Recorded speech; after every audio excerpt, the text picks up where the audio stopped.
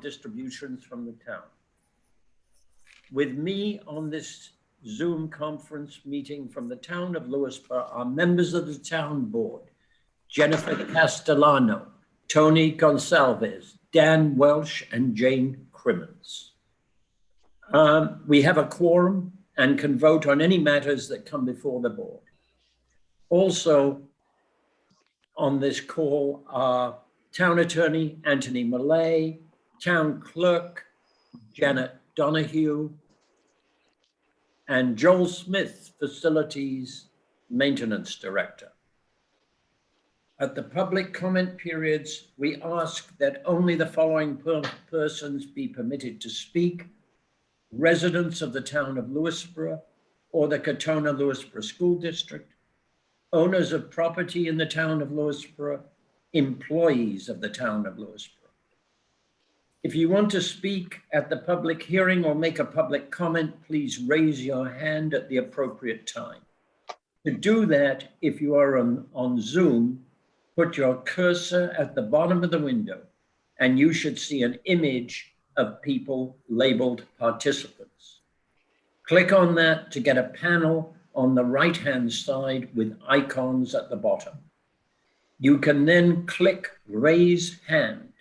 Participants who have raised their hand will show up on the host screen in the order that they have raised their hand.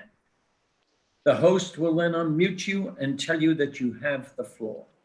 You may also have to unmute yourself if your microphone isn't active.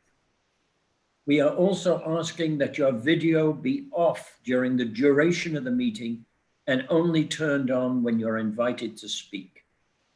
If you dialed in on a phone, you can raise your hand to indicate you want to talk by pressing *9. We will ask people to give their name and which hamlet they live in upon entry, and to keep their comments to 2 minutes. Our town clerk will be keeping time, and you will hear a timer at the end of the 2 minutes. If someone is disrespectful or uses profanity at this meeting, they will be asked to leave the virtual meeting just as you would be asked to leave a physical meeting. Please remember that your camera is on. Profanity will not be tolerated in any form, including gestures and acronyms. Now, stand with me for the Pledge of Allegiance. I pledge allegiance to the flag of the United States of America and to the republic for which it stands, one nation, under under God, God, indivisible, with liberty and justice for all. Yes.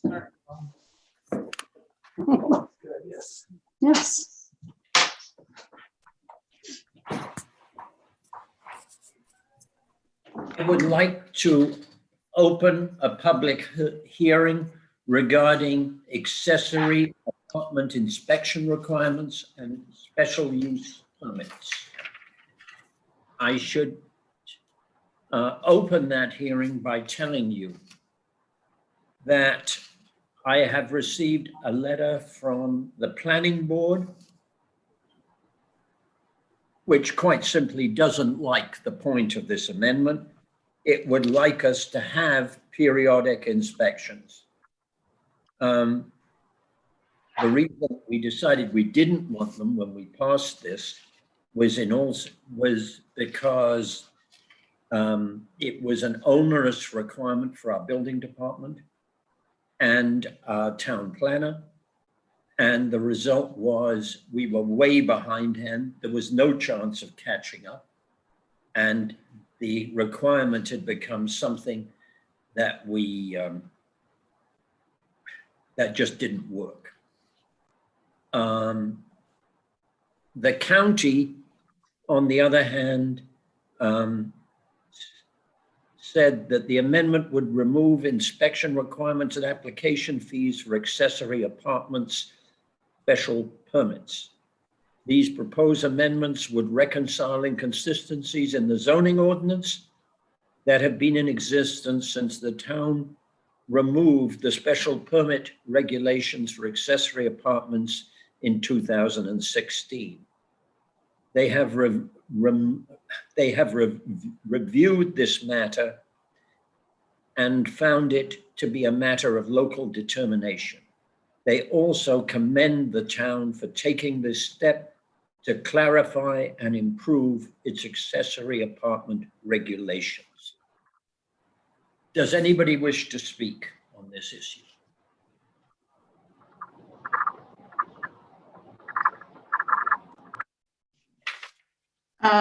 Right now, there are no hands.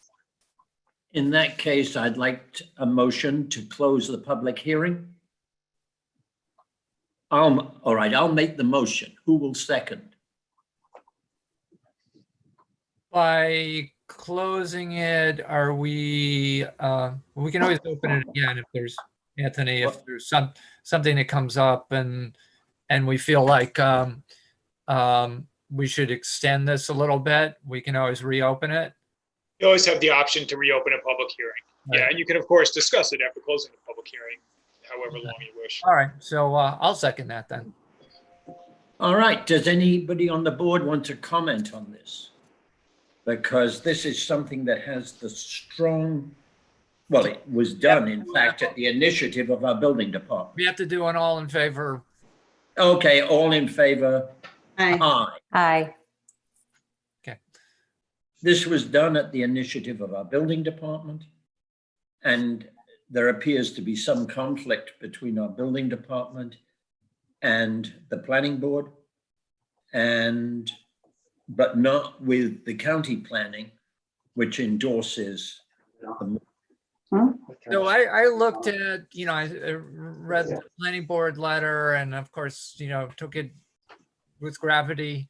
And, but then I looked over their main point was that it would then remove the requirements of, that of checking against the original code and the original approvals. And I looked at what those included, and the great majority of them seem to me to be sort of like physical things that are to me like a one-off, like, number of parking spaces or whatever, which are not going to change.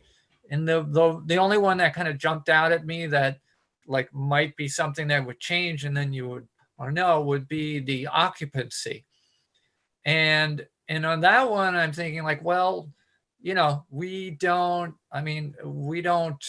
have a regular inspection for occupancy on, I don't know, other residences. On homes. I mean, on a normal residence and a house. Yeah, anything we do not inspect for occupancy. Right. So it seems as if it's kind of unfair in that sense. And if we go forward with this, I mean, that doesn't mean that, we still have a complaint-based, code system where if somebody sees there's, 6 cars parked outside a cottage that's supposed to be a studio, whatever, and then, then you can take some action. So we're not completely without the tools to look at that. So, and Dan, the 6 cars thing fairly regularly happens outside your accessory apartment, right? I think that's just because it's the kids trying to go off the dock here. They just park in our spot here. But I feel like, duly noted planning board, but I feel like still this is a good move to me. I second everything that's been said by Dan. Anybody else? In that case. I think Tony's trying to speak and it doesn't seem like his microphone is on. I wonder if he's having an issue. Is he mute? It doesn't look like he's muted. No, he's I unmuted him a while ago. Another new microphone problem. But Tony, I think you're I don't know, when I looked at his icon, oh, now it changed. When I looked at his icon before, it only showed the video. It didn't even show the speaker. So now I'm asking him to unmute. And Okay, can you hear can me you now? hear? oh, there we Yes. go. Yeah. I tried using my cell phone because I figured it'd be better than the computer because I've been having issues with the computer connection. But This is Can you hear me okay now? Yes, So Much better. Peter, the bottom line with this change was to remove one more thing that Joe would have to do in the building department, correct? you got it. Right. Right.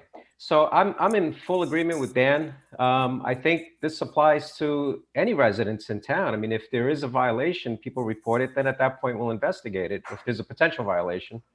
But I'm in agreement that why give them this extra work? I mean, we're not doing it to any other residences today.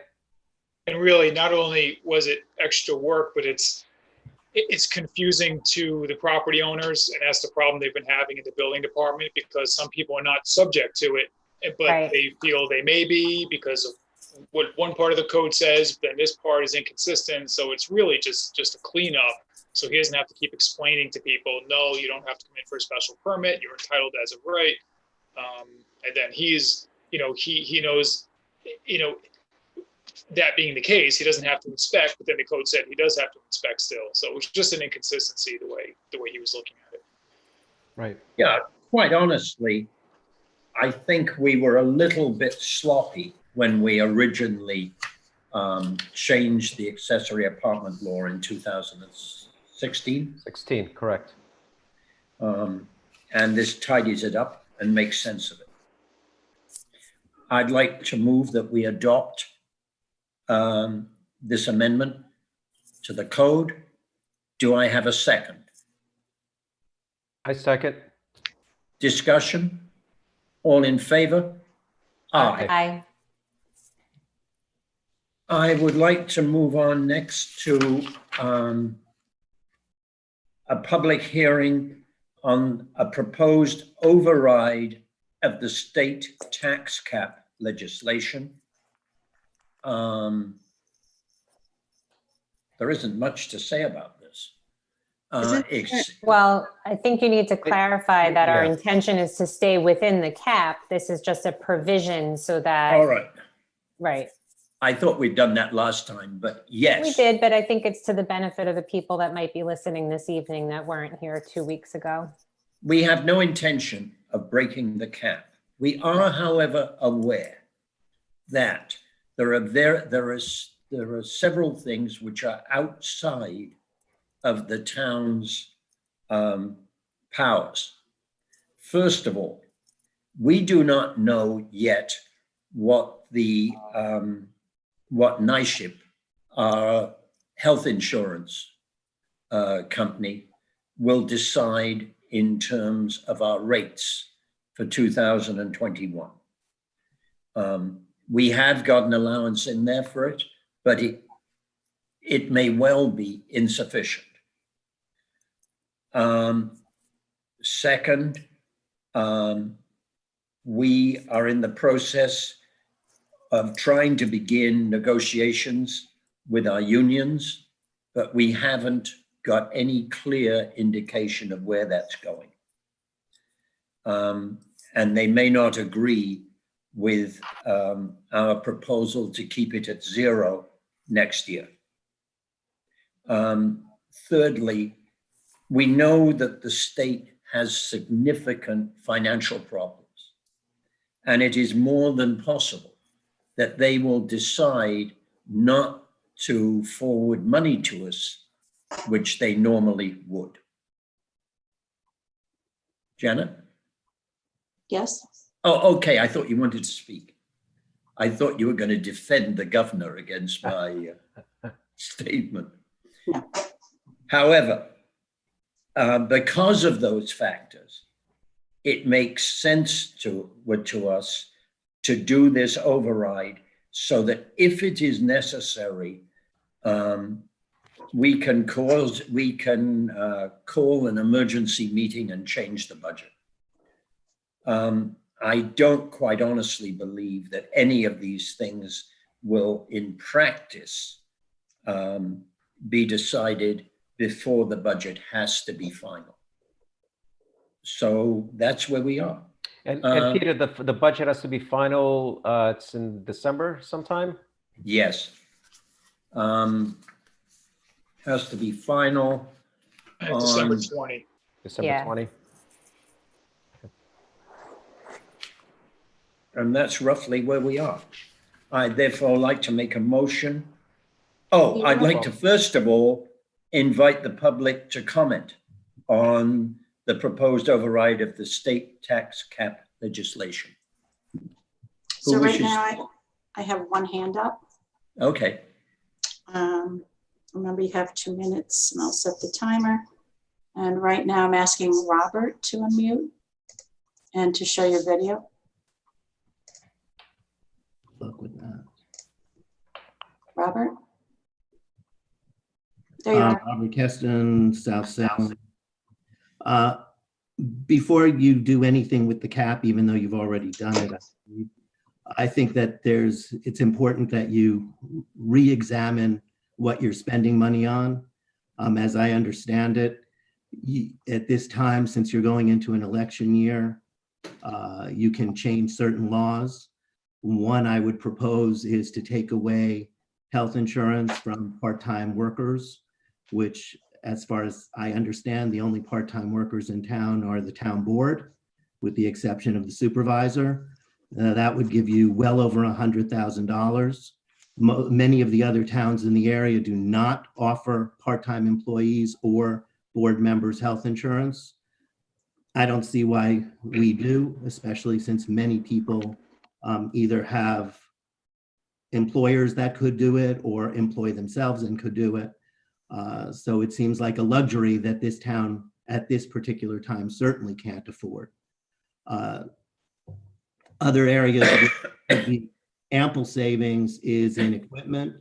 Lewisboro has a tendency to buy new equipment, but we've been informed at different town board meetings by people like Mr. Rippinger that other towns buy equipment, use it sparingly, and then sell it back and get new equipment.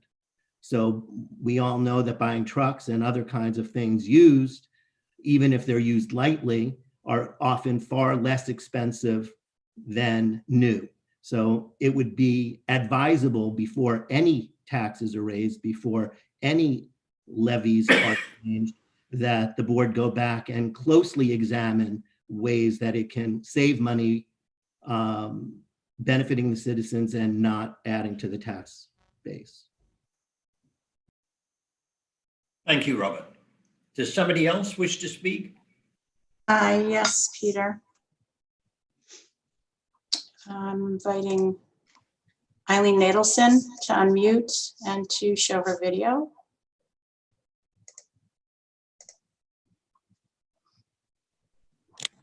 There she is. Hi there. I just want to more or less say I agree with Robert. I was going to bring up the same subject, which is I know that the board will do everything it can. It has good intentions of making sure or not making sure, but trying not to go into the override. But the way to do that is to be prepared, as far as I'm concerned. And have you made any movements into thinking about what you could cut back on, rather than wait and see, well, we're over budget, so let's just put the override in. How about just considering, that's all I'm bringing up, is just to consider what you could cut back on. Do it now before it pokes you in the face, and think about what could be cut rather than just jump into the override. It's so easy to just get money from that's handy. It's much harder and takes a lot more time and trouble to figure out what you may not need. I just wanted to make that comment. And I agree with Robert on that. Thank you. Thank you. Okay, and it looks like I have Cheryl. I'm asking Cheryl to unmute and to share her screen if she'd like. Okay, Cheryl, can you hear us? I can. I Okay. tried to get my video on, but for some reason, wait a minute, maybe there we go. Okay. I also just want to follow Robert and Eileen on their comments. I think those are wise thoughts, and agree that prevention is a good move right now, given the pandemic and everything that's happening. Any places that we can save money or make different choices this particular year makes sense. The health insurance is certainly a place I would want to look. Any changes to other funding, I would be cautious about right now, unless absolutely indicated by the data before us. That's it. Thank you. Okay. And that appears to be it, Supervisor. Can I make a motion to close the public hearing? And do I have a second? Second. Discussion? All in favor? Aye. Aye. Um, I think one point is worthwhile making, that we have significantly increased our reserves because we don't know what is going to happen next year. I think most people have noticed that we have had a significant increase in weather events.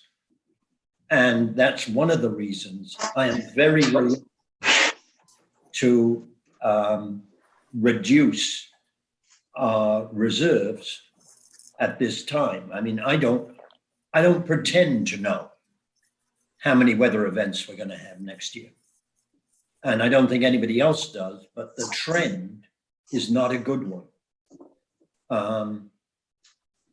So I would like to keep those reserves intact and to keep the increases we put into them intact.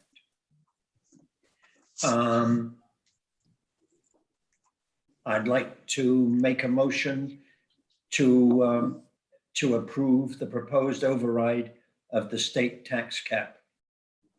Do I have a second? Second. Discussion. All in favor? Aye. Aye. Thank you. Maybe I'll just offer like an interim observation about the budget. It's obviously a very difficult year. Most years are fairly difficult. This is really difficult. And there's good arguments going all kinds of directions on this. I've got phone calls today kind of pushing in either direction. Both, obviously a lot of people saying this is the year to do everything you can to keep it reined in. But I also got a call from someone on a fixed income who said, you guys are not doing enough on COVID. And, we should be looking around to see what we could do. What about testing? What about, services for people in quarantine or whatever, things that I can't even, quite flesh out. And I asked this person like, well, if there was a program to assist people that cost us $100,000 and it was $25 on your taxes, would you be in favor of it? And she basically said, heck yeah.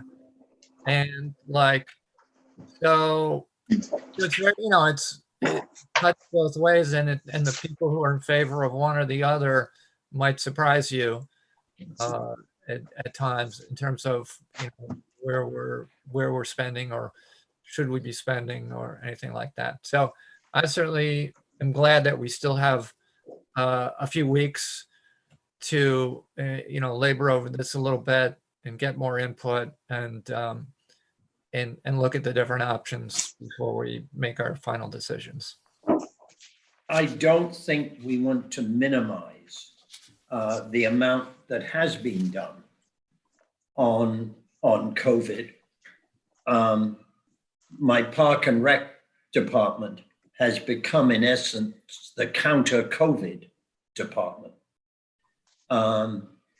They have arranged for a large amount of, for instance, Thanksgiving dinners to be given to people in town who we know face some financial hardship.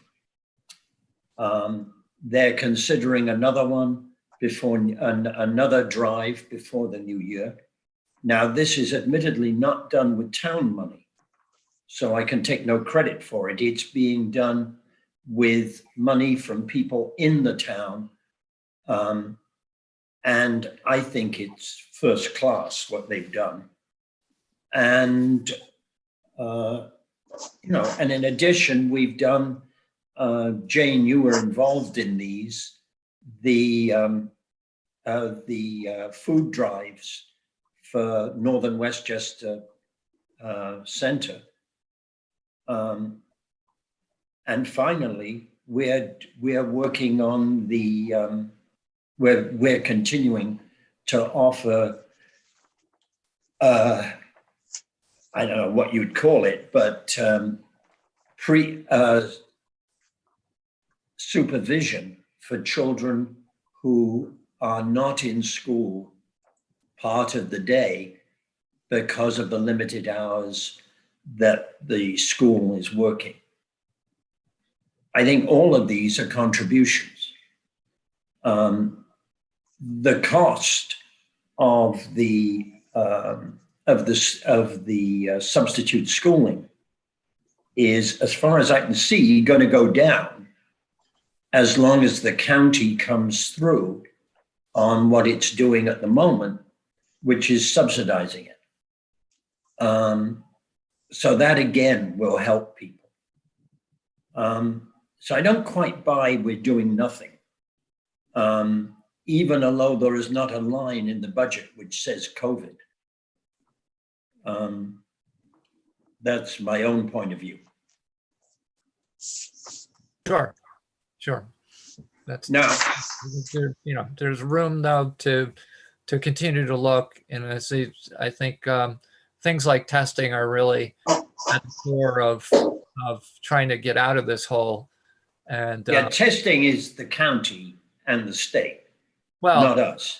Well, maybe we could do also take a look at what our COVID-19 resources tab on our website and do a little bit of updating, and I'm sure that do some updating of resources. I also want to say, that Pam and Michael, they've done the Meals on Wheels, and they have had food insecure individuals and families contact them. And from my understanding, there was a collaboration between our Park and Recs department and the Community Center of Northern Westchester. And so I think that work is happening. I get the sense that we're not hearing from any individuals or families right now, but please, if people do need assistance, we talked about, maybe we will send out a survey and see what kind of needs people are expressing right now, and anything we could do to try to help them. On the testing, although, I mean, you can say it's the county and the state because they're the ones who are doing it, but that doesn't mean that has to be the end of it. I mean, we know that Bedford gave it a shot. But it was I know. I don't want to go down that road. Well, I hear you. It was mixed results in some respects, but I'm just saying, I also got a call from someone today who they had kin in our town who were trying to get tested, one of who was in contact with someone who was COVID positive, and it went through hell trying to get tested. And I'll just leave it there because there's some, personal details and everything. But it was not a good situation. And so what's available out there is not adequate as of today. So yeah, we're not in a position where we are forbidden from looking at that. We can look at it, see if there's something we can do to help. Yeah, and then maybe we can share, there was a list that was put out by Town of Bedford with all the testing facilities and locations. I'm very surprised that this person was told, there were actually two people involved, and one was told, if you don't have symptoms, go home, no testing. Right. And the other, frankly, was a first responder, and that they even had to struggle for this, just that there's going to be like automatically get in there, first in line or whatever. Right. Was kind of outrageous. So the system, whatever's going on out there, is not perfect right now. Yeah, I guess it's dependent on who they reached out to, right? Because there are folks I know personally that have, you call them up and you're able to get in there 2 days later. and get a test done. Mhm. And there are even locations that'll do it where you don't need insurance. So for anyone that doesn't have insurance, Westchester Medical Center being So one this of them. person must have gone down a channel that just wasn't Right. productive, and Yeah. that Yeah. happens. So then maybe, you know, it's just making sure those resources are Right. available and known to everyone. I think the one think- that we should share, which is more regional, is Legislator Koval had put out a link to a variety of sites, some within Legislative District 2, which is, you know, generally our part of Northern Westchester, but a little further beyond. It's a little more holistic for people, and it is tough to get a test right now. I mean, that's the reality. First responders are supposed to be prioritized. I know that's something that the state is working on, and they are trying to get a dedicated, you know, test site again up here. It just might not be on our side of the county with the way the cases are trending. So, You know, I know, Peter, you say you don't want to go the Bedford route, but part of the Bedford issue was, I think, kind of rushing into it and not sort of figuring out, you know, where those costs were going and everything and how that was going to be handled. And I'm just wondering if there's not a format where, you know, we're putting out an RFP and we're like, you know, keeping a box around this thing in some way. And Well, the clever thing that guy was doing in Bedford was I had a test there and I never had to pay a penny. Mhm. But his ability to extract money, and I didn't notice this at the time, which is my fault, but looking back, his ability to extract money from my insurance and Medicare was very significant. Mhm. And they paid up. Now you can say that's my insurance company's fault and it's Medicare's fault. It's also my fault for not spotting it. Mhm. But even with that, you could, you know, if you had a kind of request for proposals and a competitive situation, instead of charging, you know, the whatever $600 for the test, maybe they're charging Medicare, you know, 250 or, you know, 100 or what. I have no clue, but at least you would be able to, you know, bring that price down potentially. And you wouldn't necessarily, you know, it could be an RP where you're not committed to go with anybody or go forward, but you're, you know, well, maybe the simplest thing to do is to combine with Bedford and Pound Ridge and see if we can come up with a better proposition than Bedford came up with last time. Because then we would have a sufficiently large base, if you like, to be attractive.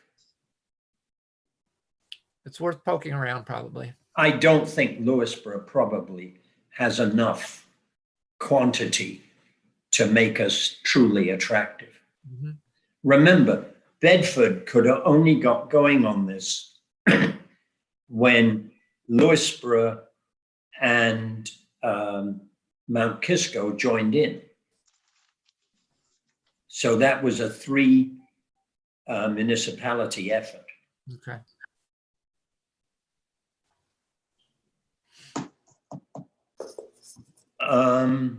That said, where are we? Have we passed did we pass the tax? Override. Yeah. Yeah. Right? Yes. Yes. Yep. So the next item is in fact a public hearing on the budget itself. The budget has only had minimal changes since you last saw it. The minimal changes basically increase our reserve, our unallocated reserves, both for highway and the general fund.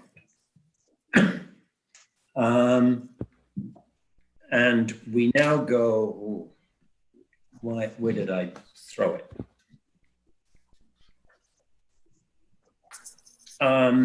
In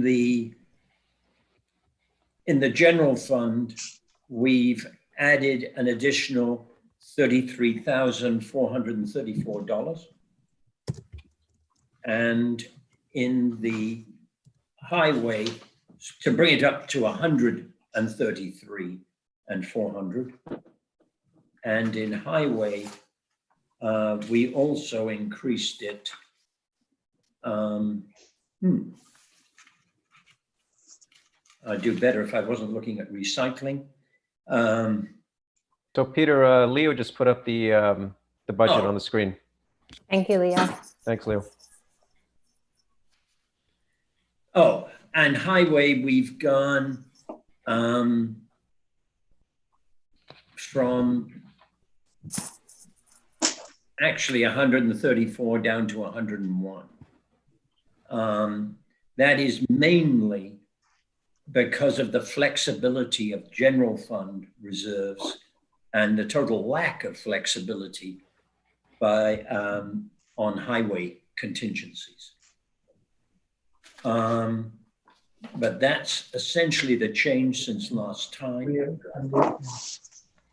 I have to find him. So we are still proposing a budget for the town of Lewisboro of $12.4 million, or $12,400,905 for 2021. This is a tax increase of $121,260 versus 2020. In percentage terms, it is an increase of 1.943%. The budget is within the New York State cap. I believe that it's important that the town minimize the tax increase in a year when many residents will be continuing to suffer from significantly reduced incomes as a result of COVID-19. The key change in proposed spending is $155,365, a 15% increase in the police budget, which will fund an additional officer on duty in each shift. This will take effect in the spring of 2021. I believe that it will also help our police force respond to the increase in calls that has been experienced since the COVID-19 pandemic began. And Peter, one thing I like to focus here is that what this does also is it provides with doubling up on patrols, right? So instead of having a single officer during the That's what it all goes to. Right, exactly. So I just wanted to make that clear. Yeah, in other words, the famous statement that if you call a cop from Golden's Bridge and the one cop on duty is in Deep Vista, the wait time could be considerable. But if we have two cops and we have one at one end of the town and one at the other end of the town, it should substantially decrease these wait times.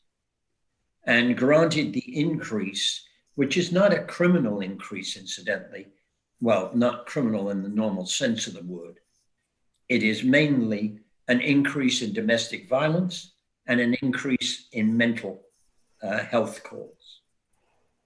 But although somebody can say the right person to respond to those is a social worker, it's really going to take a long time for a social worker to get there, and our police get there pretty darn fast.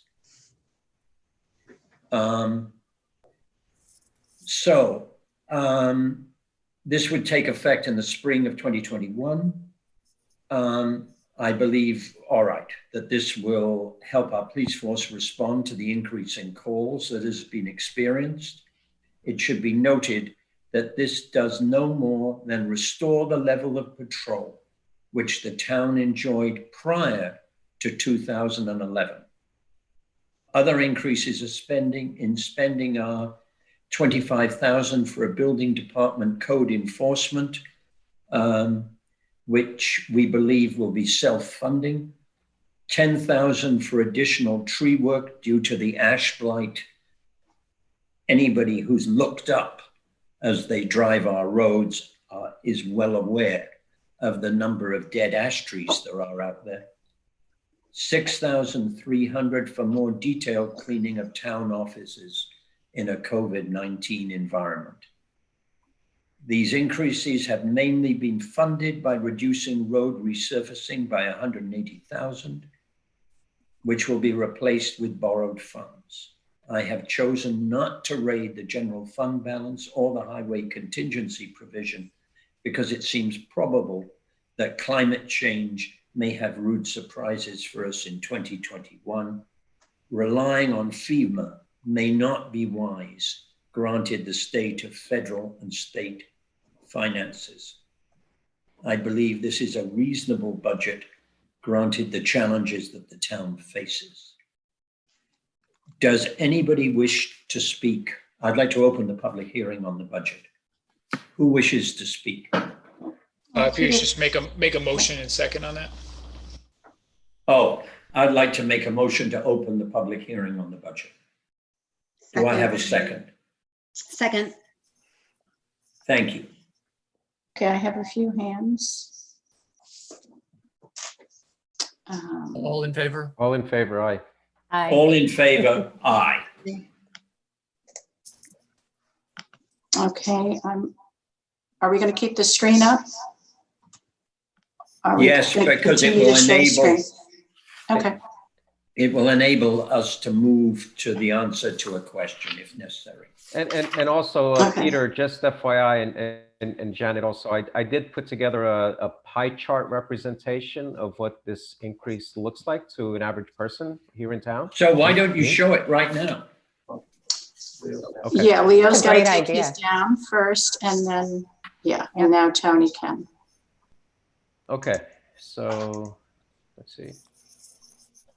All right, so this is, I wanted to see what the impact would be to me personally.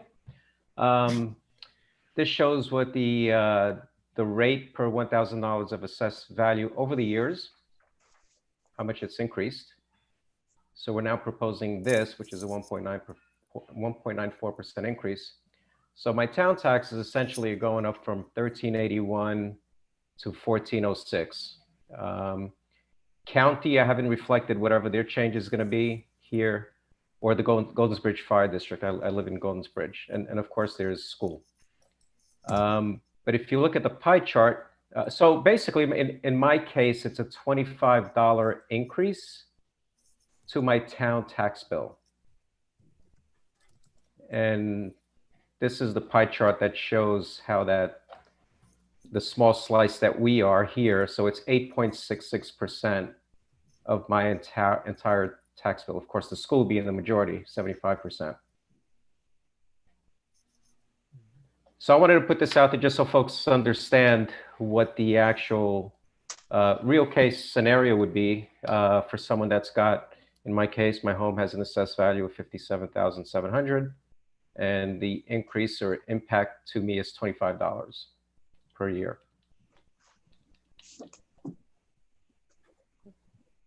And that's it. Okay.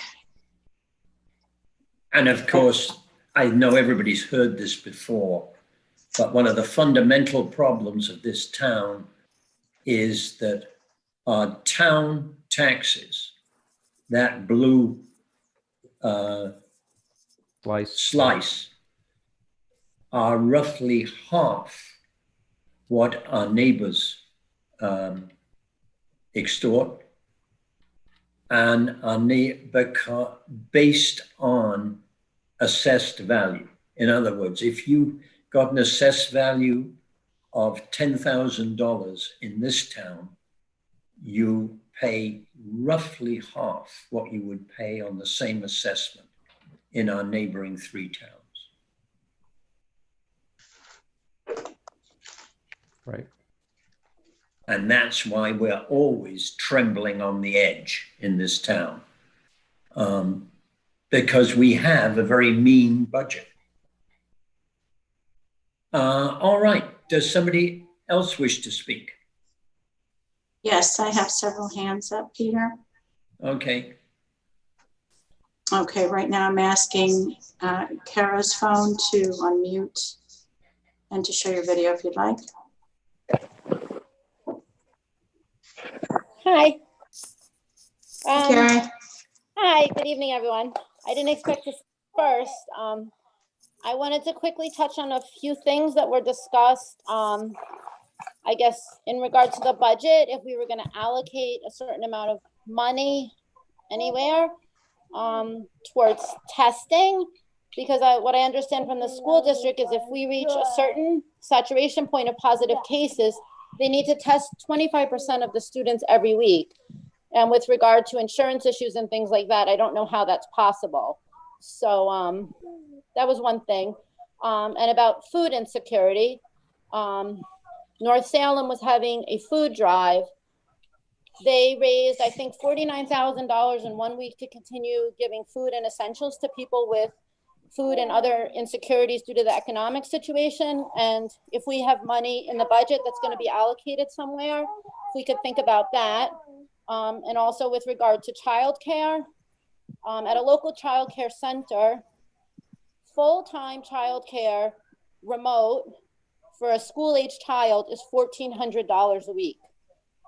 So if schools are going to be closing and people need to work, if we think about that in our budget, and heating costs, like some sort of emergency fund for elderly or other people with economic insecurity this winter, loss of wages and things, you know, if we go back into lockdown and people aren't working again, you know, if we're spending money on things, I think we should be thinking about putting money towards ways we could actually help people in our community that might need it. And then with regard to the police budget, with putting another officer on, I understand the issues of timing and danger, but what Supervisor Parsons said about an increase in mental health and domestic violence calls, absolutely need someone other than a police officer to respond. And I can speak from experience as a domestic violence victim. The police have responded many times, whether I've called or someone else.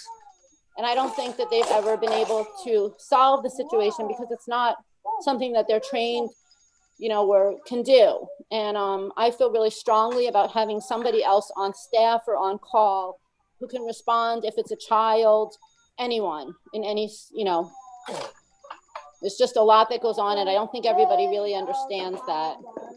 I don't want to cut you off, but for 2 minutes. Okay. Okay, thank you for letting me talk. Thank you, Kara. Now I have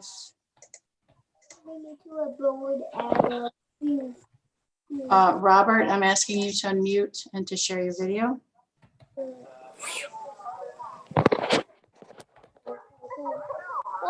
Kara, yeah. Go. All right, Dan. I'm still the same person from South Salem. The budget is a big issue. I don't think that, given the limited time that the public has to respond, is good, and probably the process should have started earlier. As far as the police go, as someone who goes out very early in the morning when there are no police, local police, you could use people then, but I don't know about doubling up during the day. We could make an awful lot of money from the police early in the morning and later at night when people are running stop signs and speeding. But I think that this is not as well thought out as it needs to be. I think that you really do need to do an assessment and explain exactly what the police are expected to do, how often they're expected to do it, and what the end result is. Because it's lovely to go back to before 2011, but not too much before that, there were even fewer police. I mean, we didn't have really a department. We used state police much more than anything else. And we had maybe 1 or 2 officers, something like that. So getting back to a time that was very short-lived is not a good enough excuse to raise the budget. I'm not opposed to more policing necessarily, but I would like to know what it's for, what the end result is, what the expectations are, and how that benefits the town. I go back to the insurance issue. There are just too many things that are going unaddressed. And then talking about adding things to the budget, like testing. If you want testing, then talk to the county. Get Jen to talk to the state. There are many places that are supposed to be in charge of this, that are supposed to have the resources, and to try and create things out of spinning gold out of straw really makes no sense in this economic and political climate. Okay, thank you. Thanks, Robert. Next, I'm asking Trevor McGinn to unmute and to show his video, if you'd like. Yeah, good evening, everybody. I'm Trevor. I'm from South Salem. And I just want to echo some of what we've already heard tonight, which is simply that we're looking at a $155,000 plus increase in our police budget. And it seems as though the majority of that funding is going to correct issues that the town supervisor, at the very least, believes to be caused by people who are in dire need. That there is sort of a desperation that is beginning to be found among the less fortunate in our community. And so our instant reaction here seems to be to proactively be ready to punish them, to be ready to find them running afoul of the law, when we could in fact be using that money. It's $155,000 that could be put towards supporting the Northern Westchester Community Center's food bank, which is in Katona, by the way. Lewisboro does not have a food bank available to its residents. If you want something like that, you have to seek outside the community. And currently, as the supervisor noted, we do have our Park and Rec department who are taking donations, but I think we can all acknowledge that this year is not a normal year in which volunteer donations are going to be sufficient to help the worst off among our community survive this winter as we face increasing cases in our own town. We're up to 45 active cases in town today. That is up twofold from what it was 5 days ago. This is not going to get better quickly, and simply preparing to incarcerate or prosecute those who are suffering the most does very little to help us, nor does it seem like it is actually facilitating anything positive or reinforcing this image that we have in our town of being the safest town in America and the most caring town in America. It feels like the exact opposite. As Robert noted, it does not provide us with overnight coverage. So I don't also see how this is going to provide any additional efficacy in actually catching anyone who might be committing crime. But again, I think that's all ultimately beside the point, and that this is strictly looking to punish an effect, a symptom of a growing desperation among the less fortunate in our town, and seems almost designed to be a tax, further tax on the poorest in our community, that the richer in our community are willing to pay to ensure that their homes and cars are safe. That's super frustrating. I'm super disappointed, and I hope that this will be considered further. I'm glad that we still have time to discuss it. That's really all I have to say. Thank you, guys. Thank you, Trevor. Next, Jimin, I'm asking you to unmute and to show your video if you'd like. Hi, everyone. Thank you so much for giving us the opportunity to speak about this. I have to say this, just first, thank you to the town board and the supervisor and everyone involved here, because I think this is a really difficult job during a very difficult time. So thank you for doing this. What I'd like to say is, keeping that in mind because of the pandemic, I just don't see why we're raising taxes at all.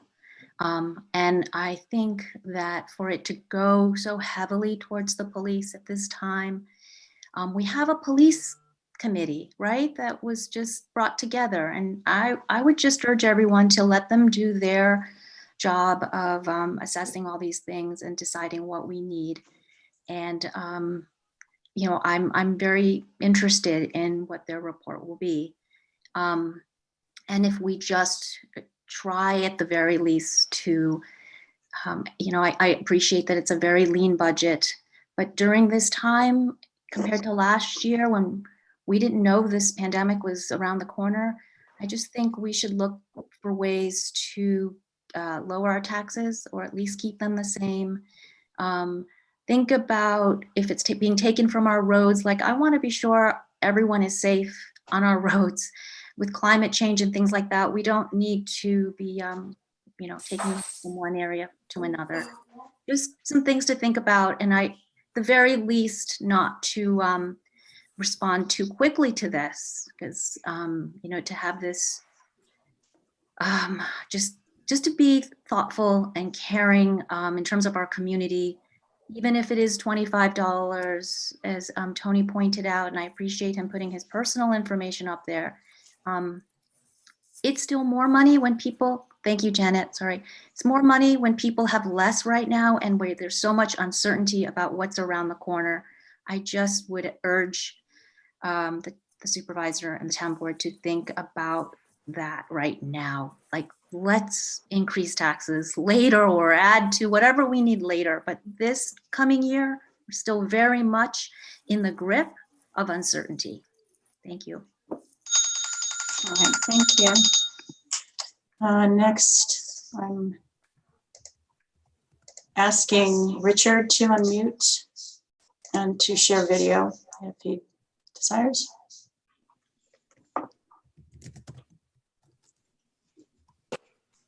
Richard?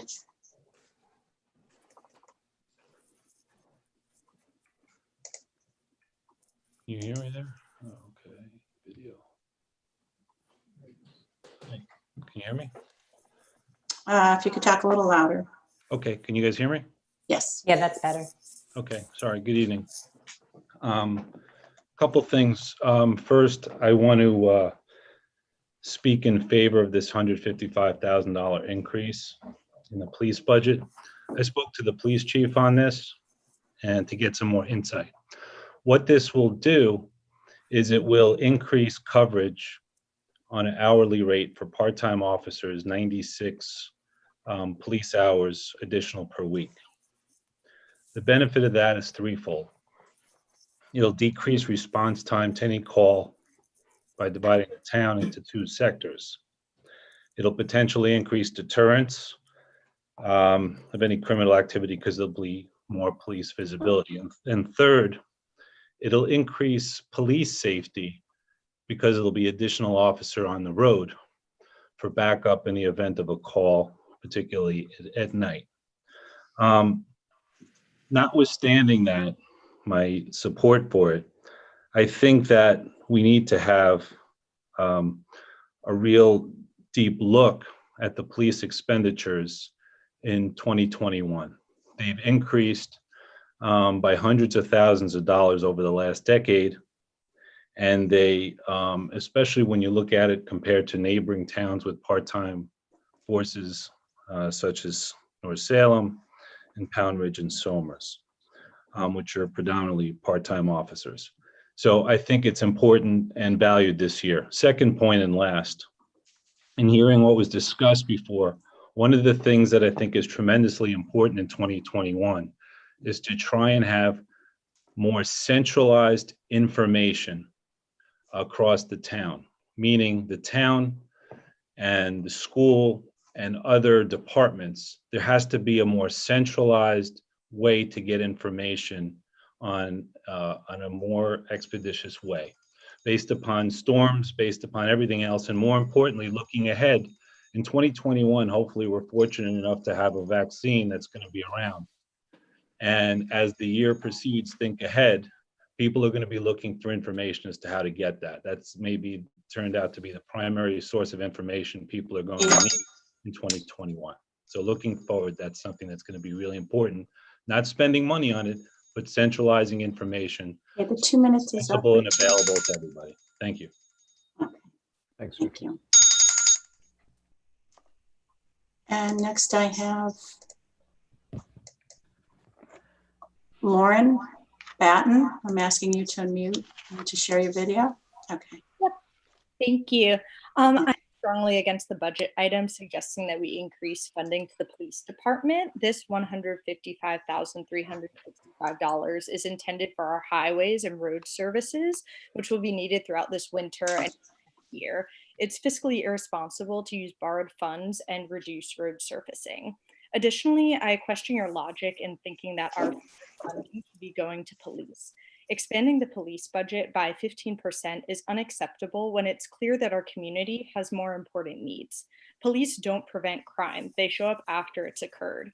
Any increases to the police budget put additional debt and strain on our town without providing any resources that would actually make our community healthier.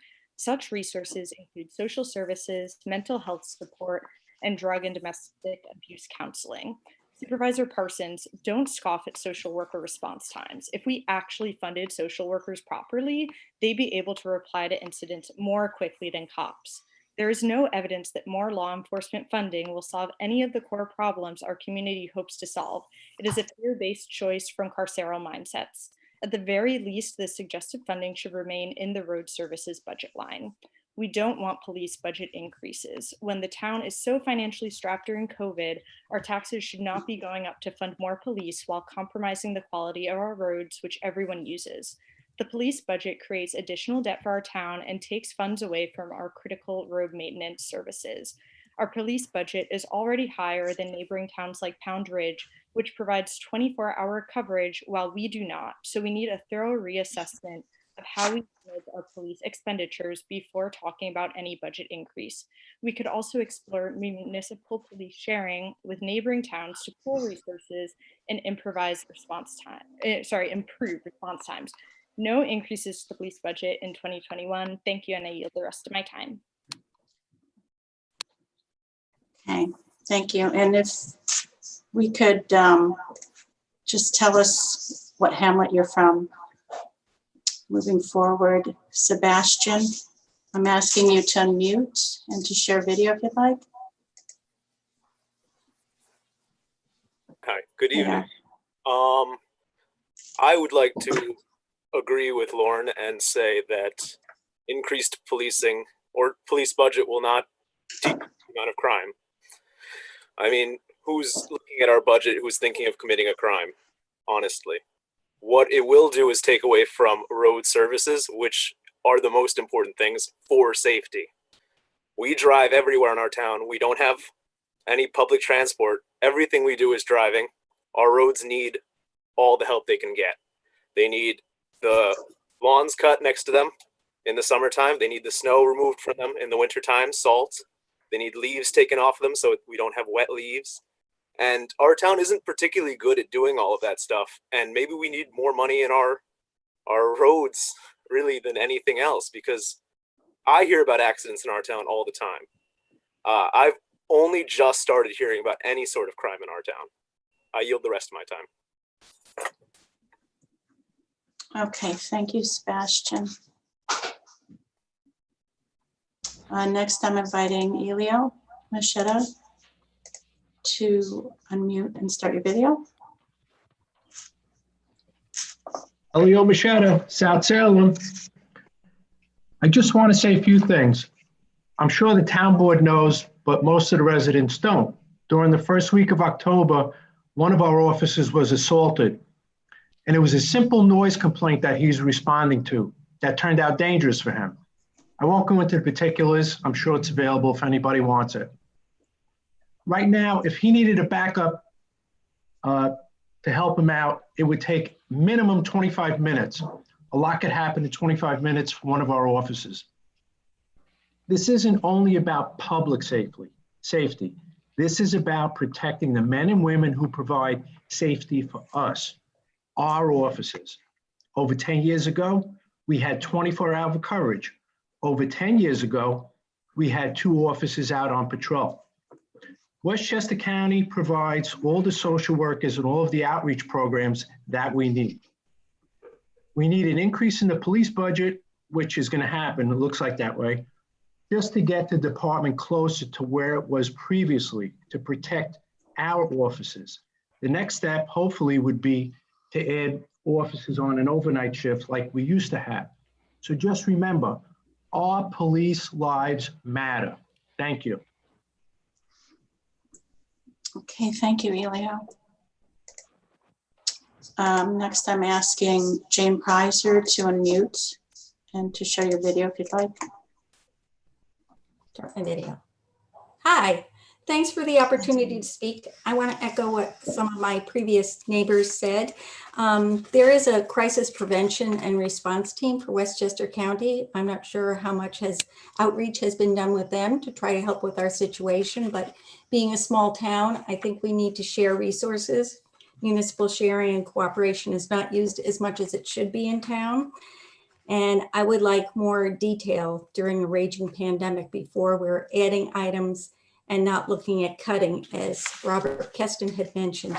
My understanding is that this 150 some odd would be coming out of the highway budget, which is a concern. As Sebastian mentioned, we all use the roads. And my understanding also is that we have a highway bond that's still owed for $220,000. So it seems like borrowing from Peter to pay Paul. So I would urge the town board to look more closely at that. Also, it's November 23rd, and if the budget has to be finalized by December 20th, that doesn't give us much time.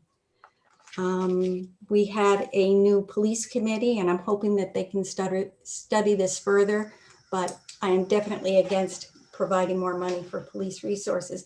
As anybody who lives in Goldensbridge would tell you, the state police park every night along Route 138 by John F. Kennedy Catholic High School. They can get to my house in Old Goldensbridge. I should have told you that's my hamlet, in 5 minutes. So the issue of somebody coming from South Salem to me is not realistic. Thank you. Thank you, Jane. Next, and again, please state where your hamlet is. I'm asking Avery Deutsch to unmute and to show. There you go. Great. Hi, my name's Avery. I'm in South Salem. Yeah, I just want to agree with what a lot of has already been said tonight, that I think taking money out of our highway budget right now seems really unwise. And I especially want to speak in support of what Kara said at the start of this discussion, that right now it really seems to me that extra funds should be going towards supporting people who are economically insecure as a result of this pandemic, which yeah, we just don't even know the toll of yet. And then, yeah, lastly, I just want to speak in opposition to raising the police budget. You know, I think that with our budget already being higher than Pound Ridge's, who provides 24-hour coverage, it seems like the best place to start would be just like a really thorough reassessment of our expenditures before we even talk about increasing funding. So yeah, that's all I have to say. Thank you. All right, thank you. Next, I'm asking Timothy Bussell to unmute and to share your video, if you'd like.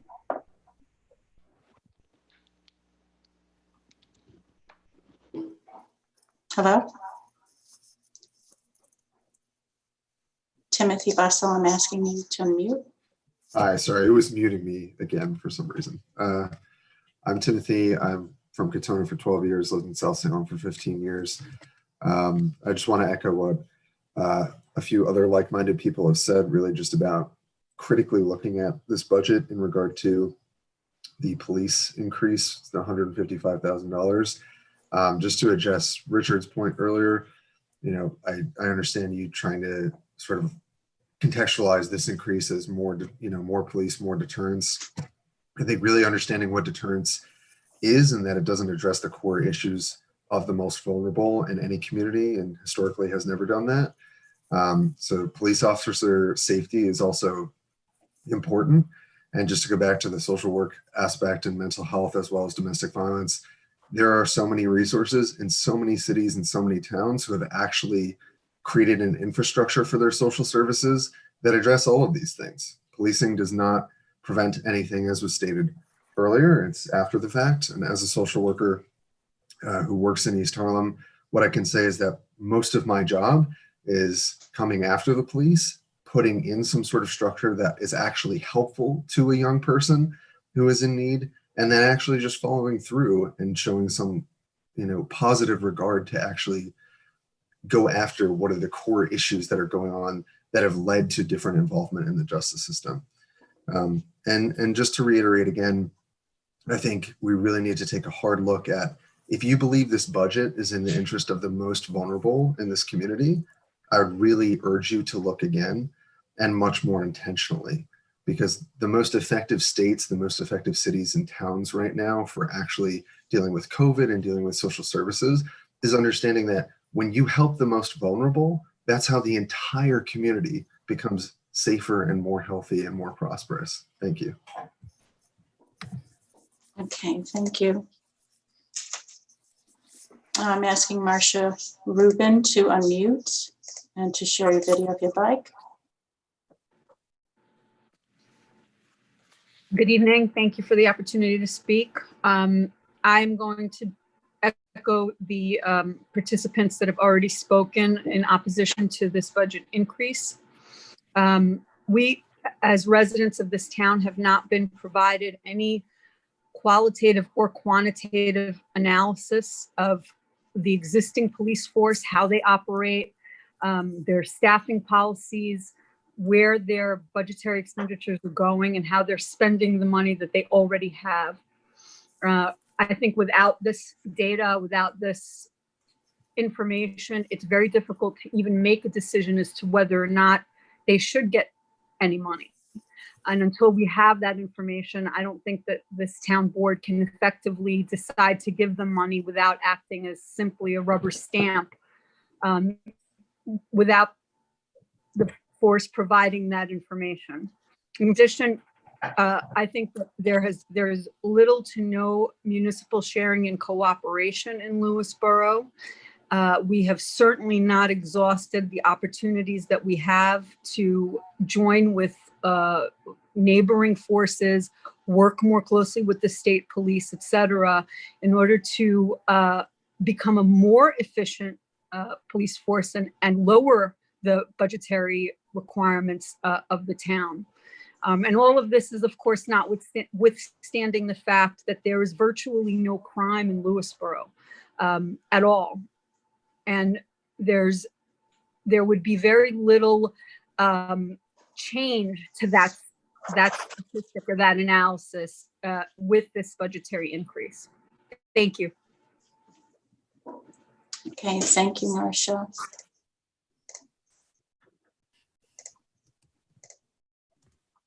Now I'm asking Jeremy Zimmer to unmute and to share your video if you'd like. Hi, can you hear me? Yes. Hi, I'm in Goldensbridge. I want to state very clearly, along with too many others to count on this call tonight, that the Lewisboro Town budget should keep, Lewisboro Town Board should keep the 2021 police budget the same as it was in 2020 with no $150,000 increase. In the middle of an economic recession and a public health crisis that are already placing Lewisboro and its residents under immense strain, it's inappropriate to be raising the town's taxes for the purpose of issuing faster punishments to our residents and our neighbors after crime has already occurred. This increase to our police budget is creating additional debt for the town and taking money away from very crucial road maintenance services that all town residents need. And for what purpose exactly? We already have officers who will respond when crime has occurred, but there is no compelling evidence before us that additional officers on our streets will actually reduce our crime at all. And if you actually take the time to read through studies on whether police funding reduces crime, the verdict is mixed at best. If we as a town want to pause and actually consider what will prevent the crimes in our town at their roots and what will make our town safest, which I think we all want, we should be providing economic relief to our residents or providing community support for mental health, drug abuse, and domestic violence. Imagine what that $150,000 could do if used in a compassionate way to help our residents who are struggling. That money could fund 2 to 3 full-time mental health professionals dedicated to our town who could see up to 200 residents for hour-long sessions every other week to help the most vulnerable among us with mental health or drug abuse crises. That money could fund $53,000 small business grants to keep Lewisboro's struggling small businesses open during COVID. I appreciate Chief Alfano and believe he and the officers on our police force are good people, but this is a question of whether this is the appropriate use of $150,000 in taxpayer money during an economic and public health crisis. I hope it will be clear to the town board after tonight, the town is not in agreement that this budget increase should go through. That money should either go toward social services and economic relief for this town to prevent crises like this, or should be returned to taxpayers. Thank you. Okay, thank you, Jeremy.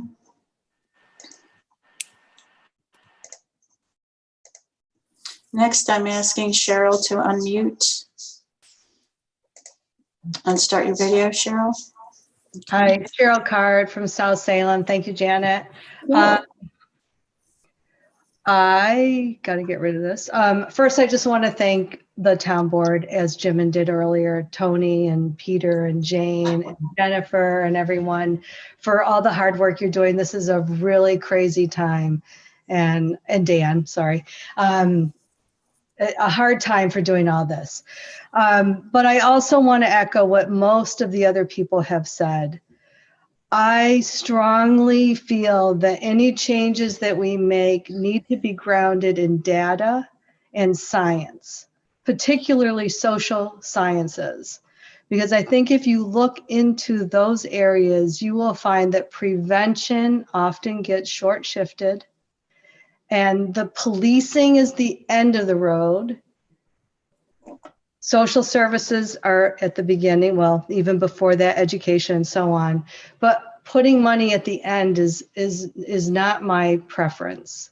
I'm more than happy to pay as much taxes as are needed if it's indicated by the data and indicated by the fact that it will show a result. I do not think that adding to the police budget is likely to be the best use of our monies. If you can show me through data that it will be, I'd be happy to participate. But I think you really should wait until after you've completed your, thank you, your work on the committee, the task force, and see what you come up with before we start adding to our police force. Thank you. Okay, thank you, Cheryl. Next, I'm asking Allison Biddle to unmute and to show your video if you'd like. Oh, hi, sorry, can you hear me? Yes, we do. Okay, great, thanks. So I just want to speak about the budget, especially with the police force increase. So over the years, my family and I have sought the assistance of the police to assist us for various reasons.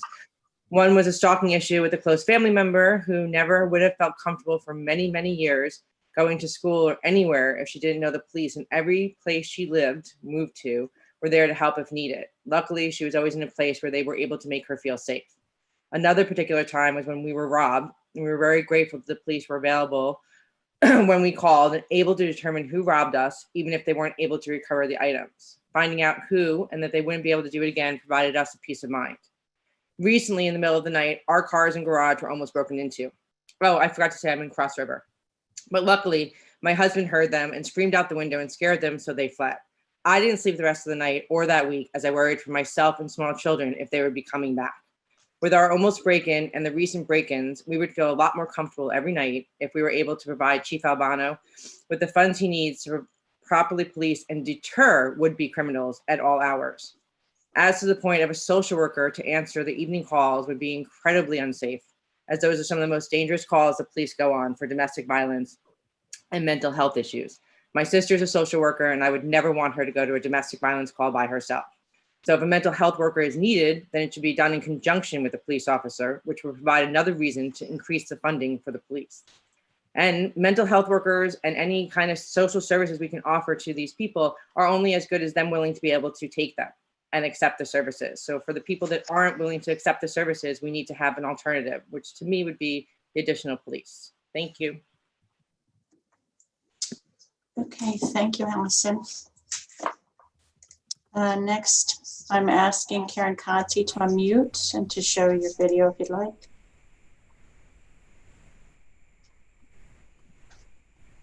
Hi, you can hear me. Thank you, Town Board, for all the hard work that you do, and you too, Janet.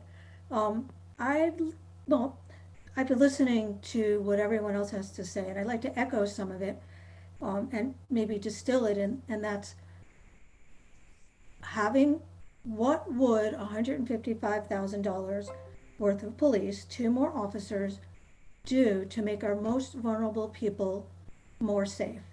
And the way that I'm looking at it is kind of a 3-pronged stool, and we have one prong is the police, another prong are the social services and the safety net that our Parks and Rec department provide to our seniors, and they do a fantastic job.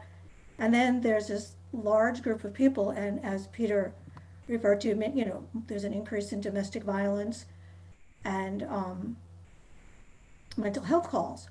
So how would these two officers help this vulnerable group of people? I'm not opposed to having them. What I'd like to know is, has um, Chief Alfano, given us data and information about what exactly these two people would do that would help more vulnerable people in our town be more safe. Um, I I've lived here a long time. I'm in South Salem. I've lived here nearly 30 years, and I know that the town has always struggled with domestic violence and um, personal safety issues. $155,000 could go a long way in conjunction with our new task force to help our most vulnerable people feel more safe. I'm not certain, I'm not convinced that two more people who are going to be in the day, not at night apparently, would help. So if someone could please provide that information, that would be super. Thank you all. Okay, thank you, Karen. You're welcome. Next, I'm asking Daniel Goodson to unmute. And if I could remind people to just state their hamlet.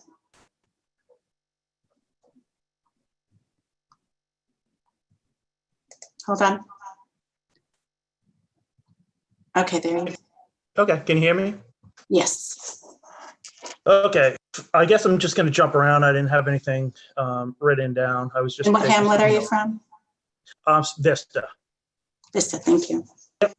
So first things first, a second officer is starting going to be for, first of all, backup. That's a first thing that I want to touch upon, because it's very dangerous for a police officer to be out there by himself or herself. Okay. Domestic violence is very serious. We take it very serious. Police officers have discretion in everything that they do, but we do not have discretion in domestic issues. We have to act. And when we deal with domestic issues, I'm a police officer, by the way, 25 years active, we can help people with social services. We could refer people to the Women's Center. We could, if we have to deal with the Department of Children's Services, we could do that. We have all these resources that we assist these people that are suffering, the victims, with at the time of these very upsetting things. So I just think that a lot of people are thinking that police officers just go in and kind of maybe bully people around, which was completely not accurate. We have lots of resources in which we help these people with. And one of the women tonight called and said that police have been to her house many times and we didn't solve her problems. I wish I could solve people's problems. We're not there to solve people's problems. We're there to just assist people's problems. I wish I had that magic wand. Going ahead, we deal with a lot of medical calls. And let me just touch, I know we only have 30 seconds left. Surrounding towns, including Lewisboro, you cannot believe how many stolen cars and groups of people in the middle of the night are going through our towns. I wish people would know this, okay? And I'm talking about double digits, big double digits in surrounding towns, and they're in our neighborhoods every night. Thank you very much. Thank you. And next, I'm asking Denise to unmute and to share your video, please, if you'd like.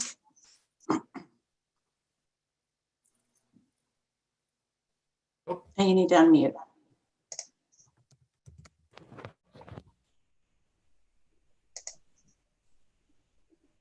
Bottom left. There you go. Okay. Listening to everybody talk, and I think since we don't know what's causing the escalation in the crime in the town, we're seeing it go from break-ins from cars to businesses, now to houses. And this is the first I heard that one of the officers was assaulted, which is a concern. And I'm in favor of increasing the budget. I think there needs to be safety in the town, and you can't with reduced force, do what's needed to do. Also, the police officers do need to have backup. And that's pretty much, I mean, I guess in conjunction with social workers, yes, it's a good idea, but not instead of. And that's all I had to say. Thank you. Thank you, Denise. Next, I'm asking Charles George. And again, if you could just remember to tell me what hamlet you're from. Okay. Start my video. Hi, Charles George, Vista, New York. I've lived in Vista since 2006. I am a Pound Ridge resident on the Parkview Roadside, 1987 John Jay grad. I am in favor of the budget. I am in favor of the budget for the police department as well. Since I've lived in Vista in 2006, I've had 2 robberies at my house. And response time obviously was always an issue after the fact. I would like to thank the police department for everything they have done for me, and as a local business owner for 9 years on busy Route 35. I'm in favor of it. There's been some recent crime up in my area, as some of us do know. Lots of grab and tear that sometimes is unreported, I believe, that I hear about or locals hear about it, and maybe it doesn't make the police blotter at that time.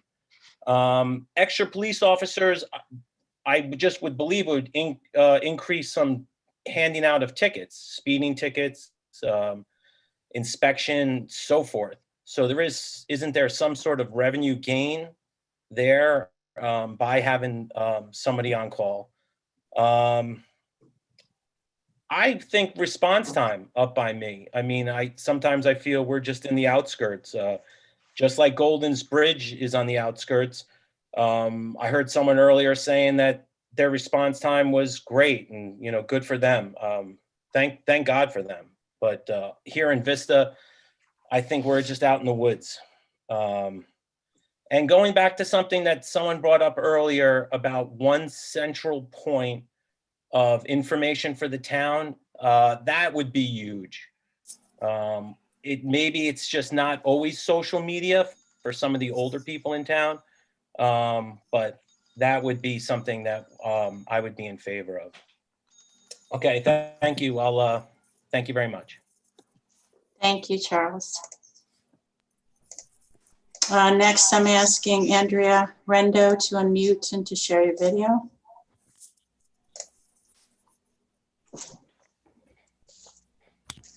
Good evening, everyone. Andrea Rendo, South Salem. I am speaking tonight because I'm in favor of the increase in the police budget. I invite all of you to attend the police reinvention meetings. I think the next one is November 30th, so that you can hear what's going on and the very productive discussion that we're having about police policy.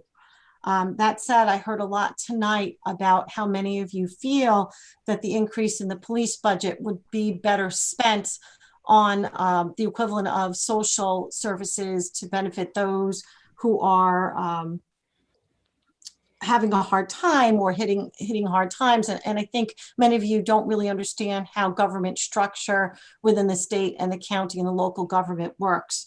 It is not the business of a town, not specifically Lewisboro, but a town to be involved in the provision of social services. That's what the county's for. The county has a Department of Social Services who employs many social service workers. And if you would tune into the meetings, you would hear how they work in connection with our police department, our chief of police, and how that the police call them for advice when needed. But I think you also have to realize that when people call 911, it's as a last resort. It's because they're afraid or something bad has just happened. It's an immediate need. And it's not, many of you seem to feel that the police and their job and their responding to situations is meant to punish residents. It's meant for faster punishment for neighbors and friends. No, Their job is meant to make all of us feel safe to live in our houses without fear of harm to ourselves or to our family.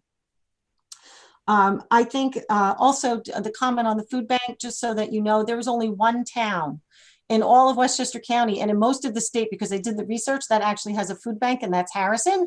And they have to provide a completely separate budget. So I give kudos to departments of Park and Recreation, Jen and Jane, for all their work with the food drive and supporting our local food pantries that do help Lewisboro. So thank you. All right, thank you, Andrea. Next, I'm asking Sam. And Sam to unmute and start video. And what hamlet are you from, Sam? I'm from Vista. And I have to say that I really don't see the financial wisdom of borrowing money to add to an additional debt that we already have in order to give money to the police department for no well-stated reason.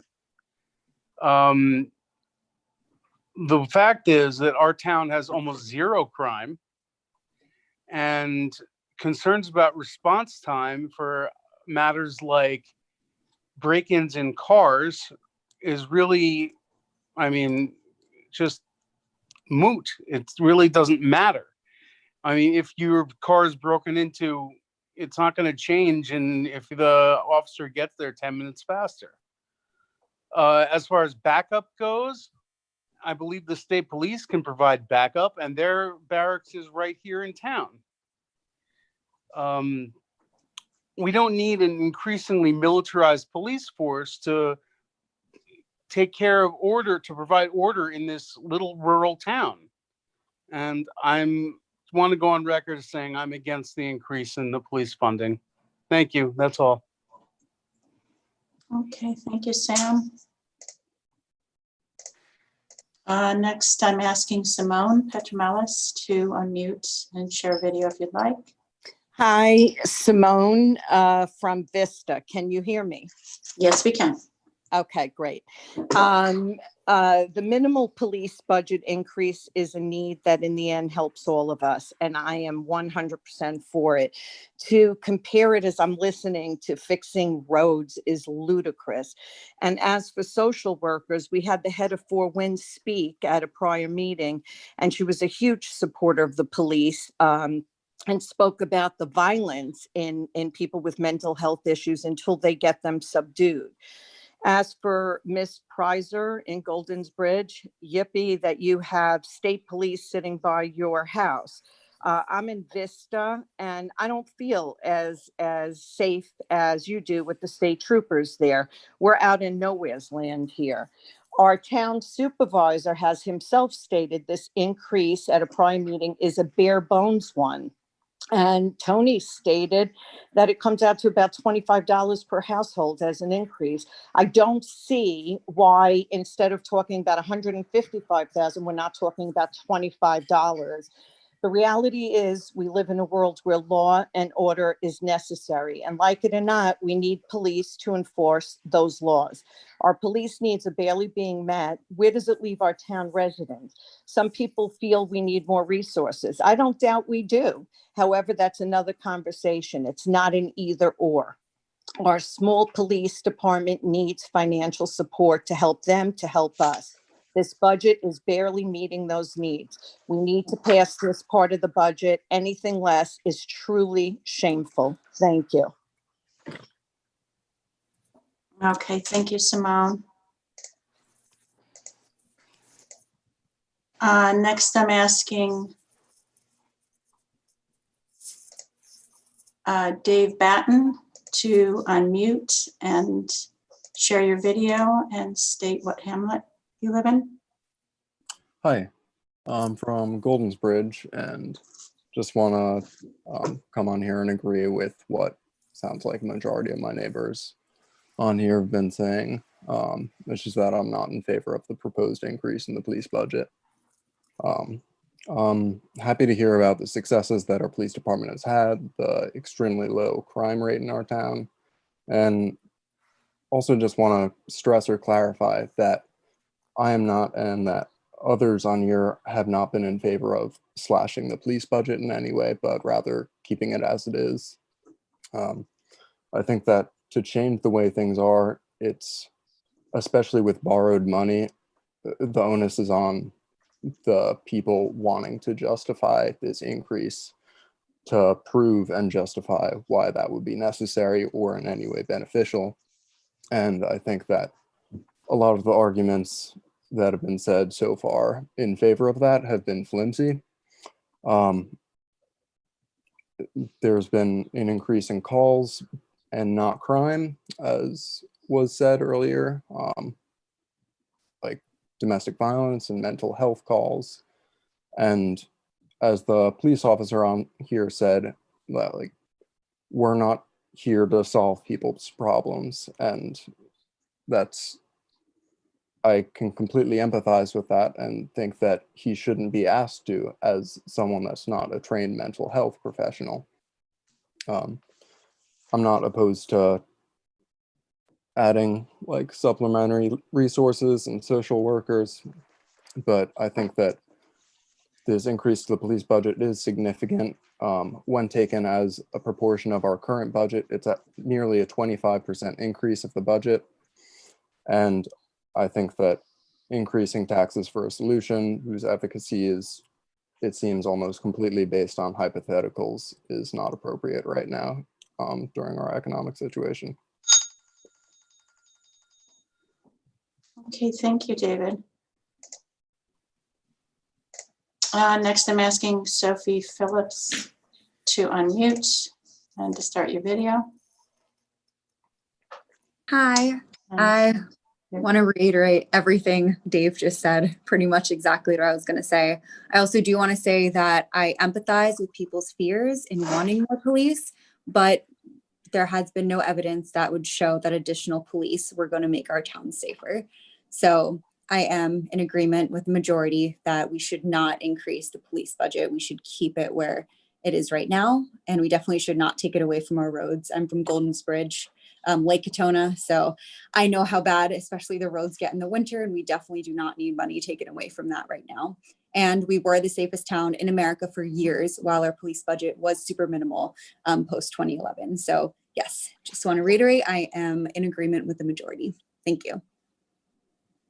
Okay, thank you, Sophie. I've got Nat Burns.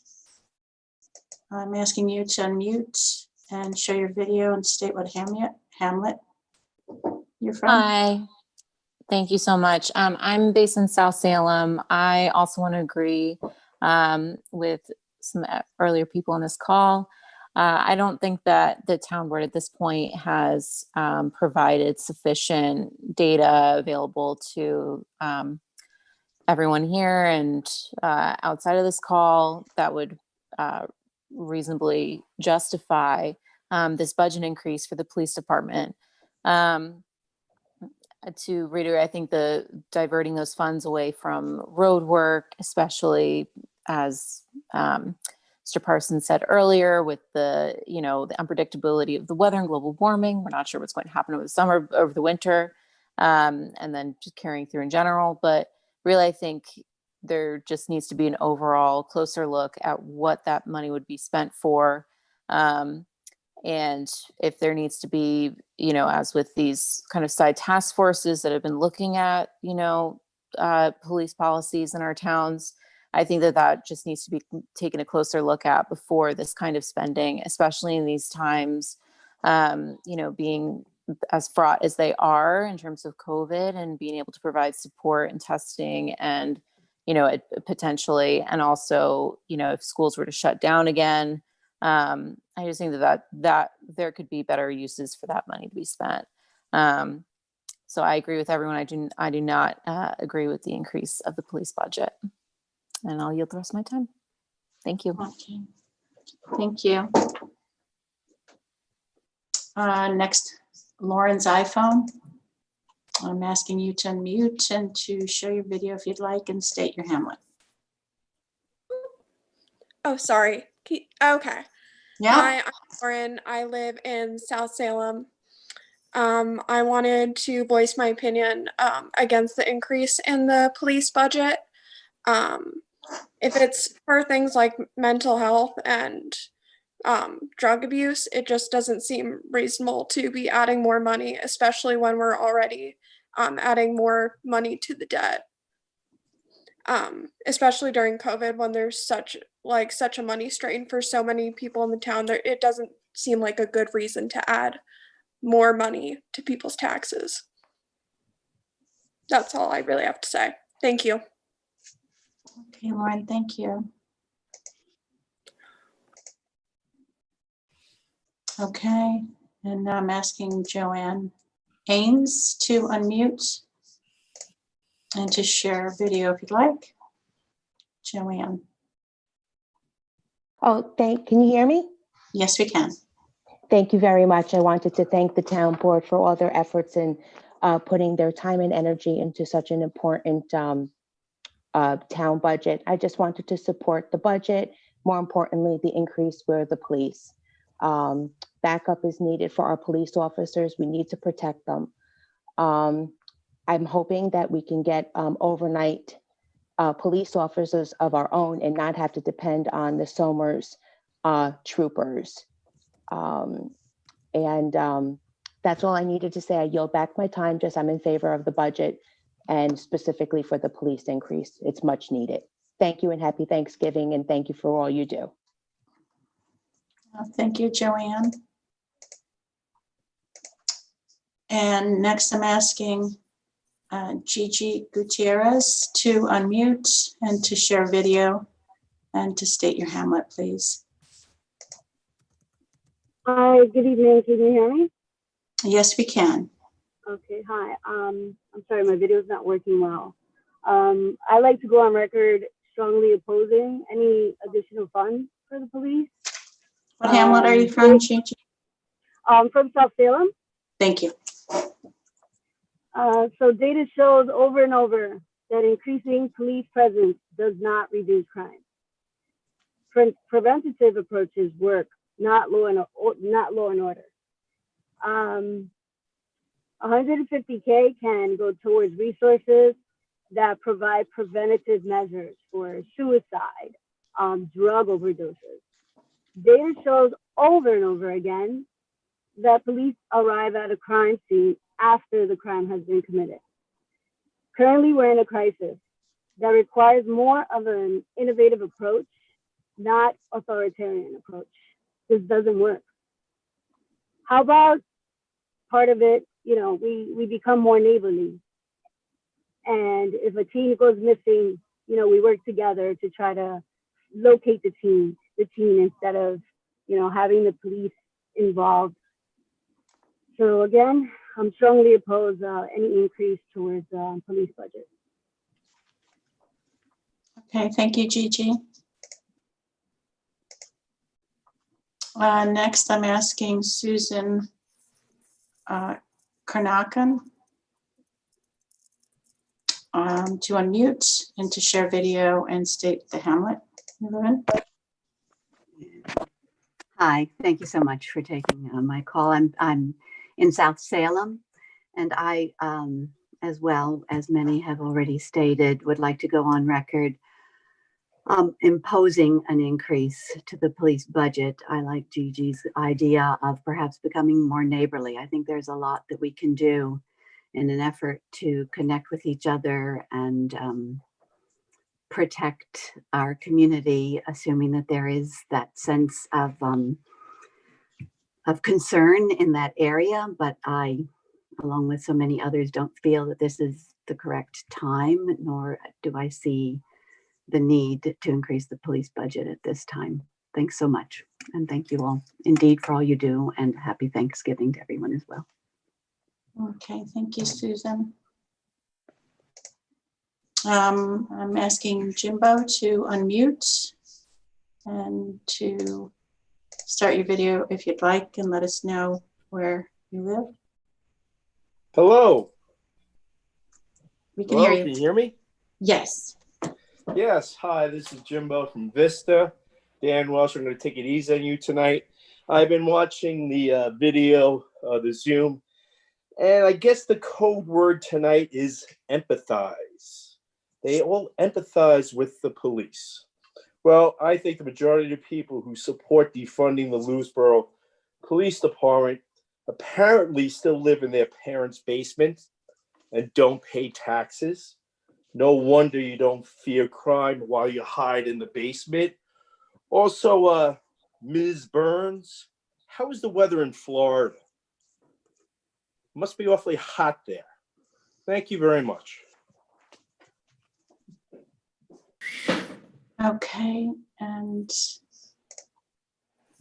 next, I'm asking Howard Lee to unmute and to start your video and state your hamlet.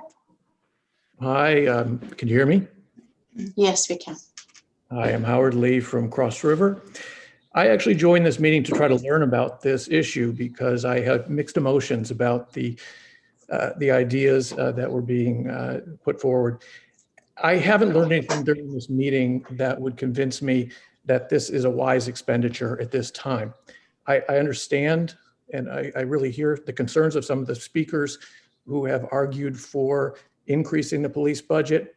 I just haven't seen the data or have not seen anything that would convince me that that is the appropriate decision to make at this time.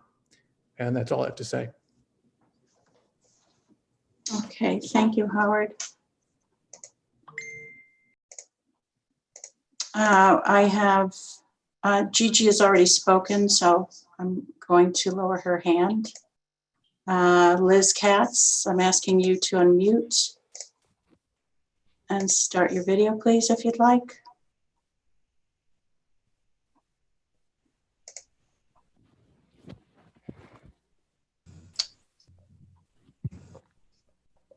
Can you hear me?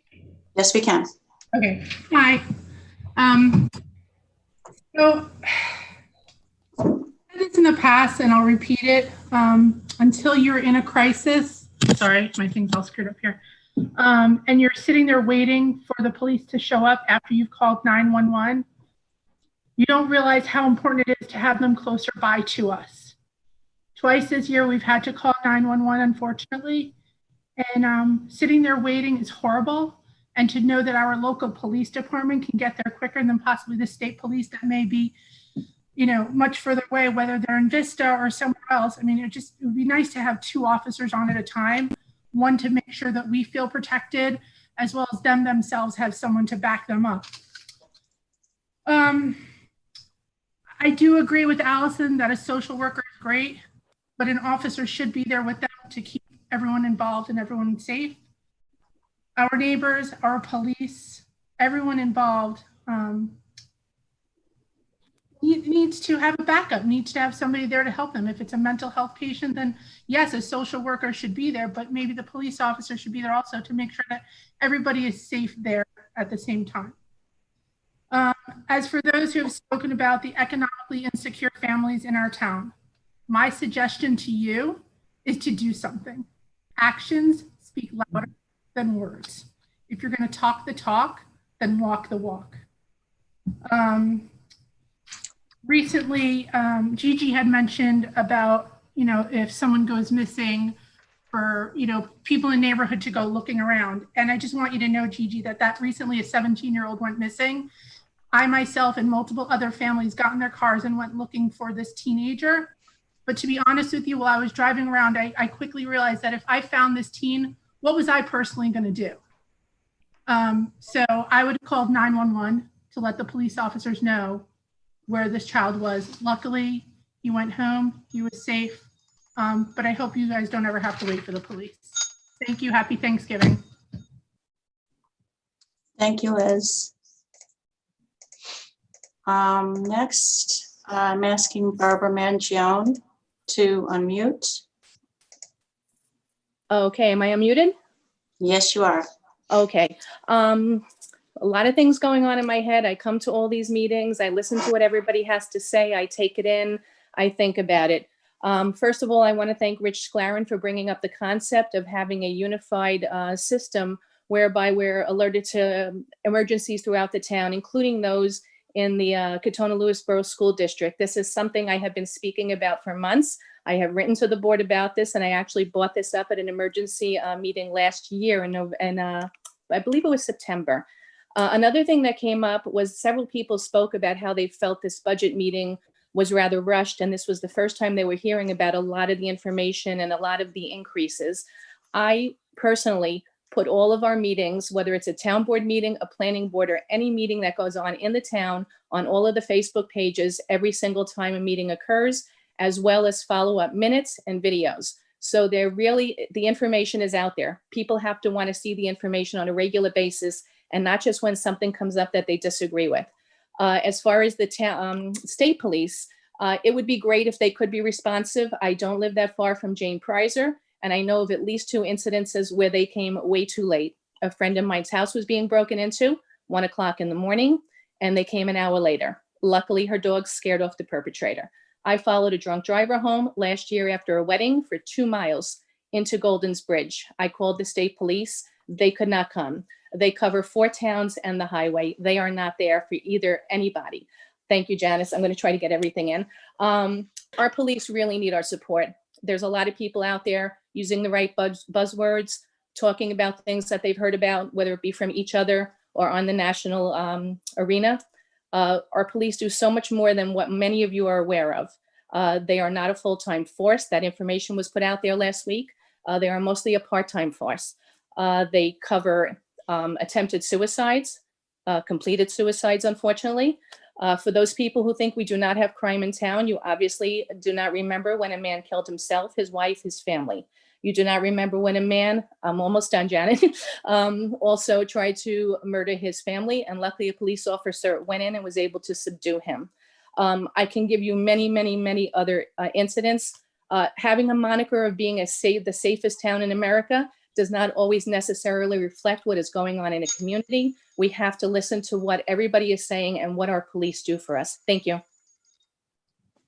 Okay, thank you, Barbara. And that appears to be it, Supervisor, for the All right. I'd like to make a motion to close the public session on the budget. Do I have a second? Second. Thank you, Jen. All in favor? Aye. Aye. There is some crude facts I'd like to bring into the police conversation.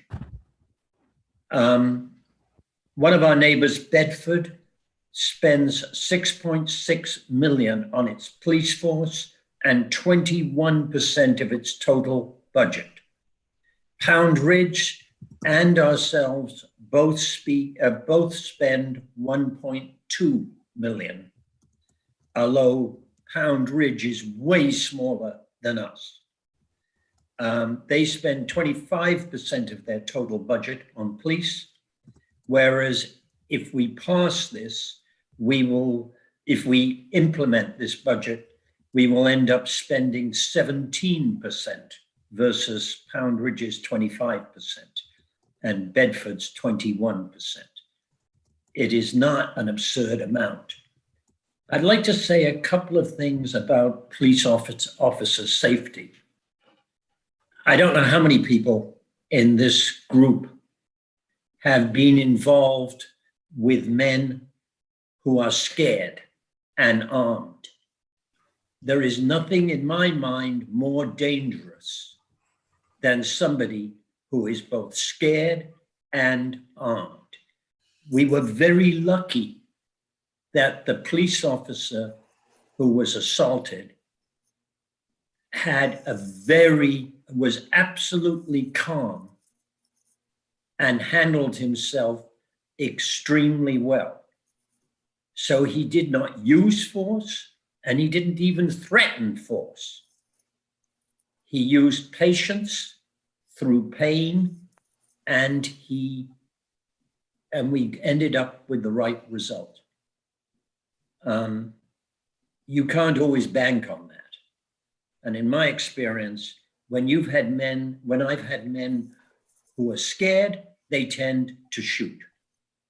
That's not good. One way you can avoid that is having backup coming. Next thing, domestic violence, it isn't entirely a police matter, please. The police respond to the 911 call. But as you may or may not know, the town puts money together with its 4 neighbors into a domestic violence center, which caters or tries to help victims of domestic violence. Obviously, we don't say where it is, and for good reasons, but it is something which I think is a major contribution. The thing is, though, when somebody is in trouble, they need immediate help. And telling them to go to a domestic violence counseling center is not much good at that point. It can be very good and is very good once a policeman is there, calms the situation, and manages the situation through to a satisfactory conclusion. That's all I've got to say. I think this is an excellent budget, and I'd like it approved. What else have people, who else would like to speak? Well, to pick up on the police conversation, Peter, you know, the force in Bedford, which we've discussed before, is significantly larger. The force in Pound Ridge is predominantly part-time, and we had a number of issues getting our part-time force in earlier in the year, and it's been a repeating pattern. We can't require the same training of our part-time officers that we can of our full-time staff. You know, we lose a little bit of oversight there to a certain extent, especially in a COVID world, you know, where we're hoping that people are going to pick up extra shifts here in Lewisboro versus elsewhere, or versus staying home or in their retirement, if that's their preference at this point. And the other piece, you know, that we can't forget is how much money we put into overtime for our current police force. I think the last estimate I saw was something like 75,000 that we looked at a couple months ago. So, you know, that's something that continues to hit the budget over and over again, in addition to all the safety concerns for our current force going forward, and allowing them to have the backup that they need when they're out doing their jobs, which also serves the town better. So you know, it is a short-term budgetary hit for a long-term gain, in my opinion. You're right, overtime is 65,000. Yeah, I was going to say, I think we had estimated it right in that realm. And I think the other piece that people don't realize is how much outreach the police department really does in town. I mean, they were delivering masks to businesses. They've been tasked with enforcing all of these executive orders all year, which has been a real headache on how we're going to do that regionally in conjunction with other towns, as those of us on the government side know how that's kind of rolled out. You know, the landscaper issue earlier in the year, you know, how those workers were going to be distanced and masked, and how they were arriving to the scene of, you know, each of these homes that they were trying to maintain. It sounds like little things, but it really ate up a lot of their time.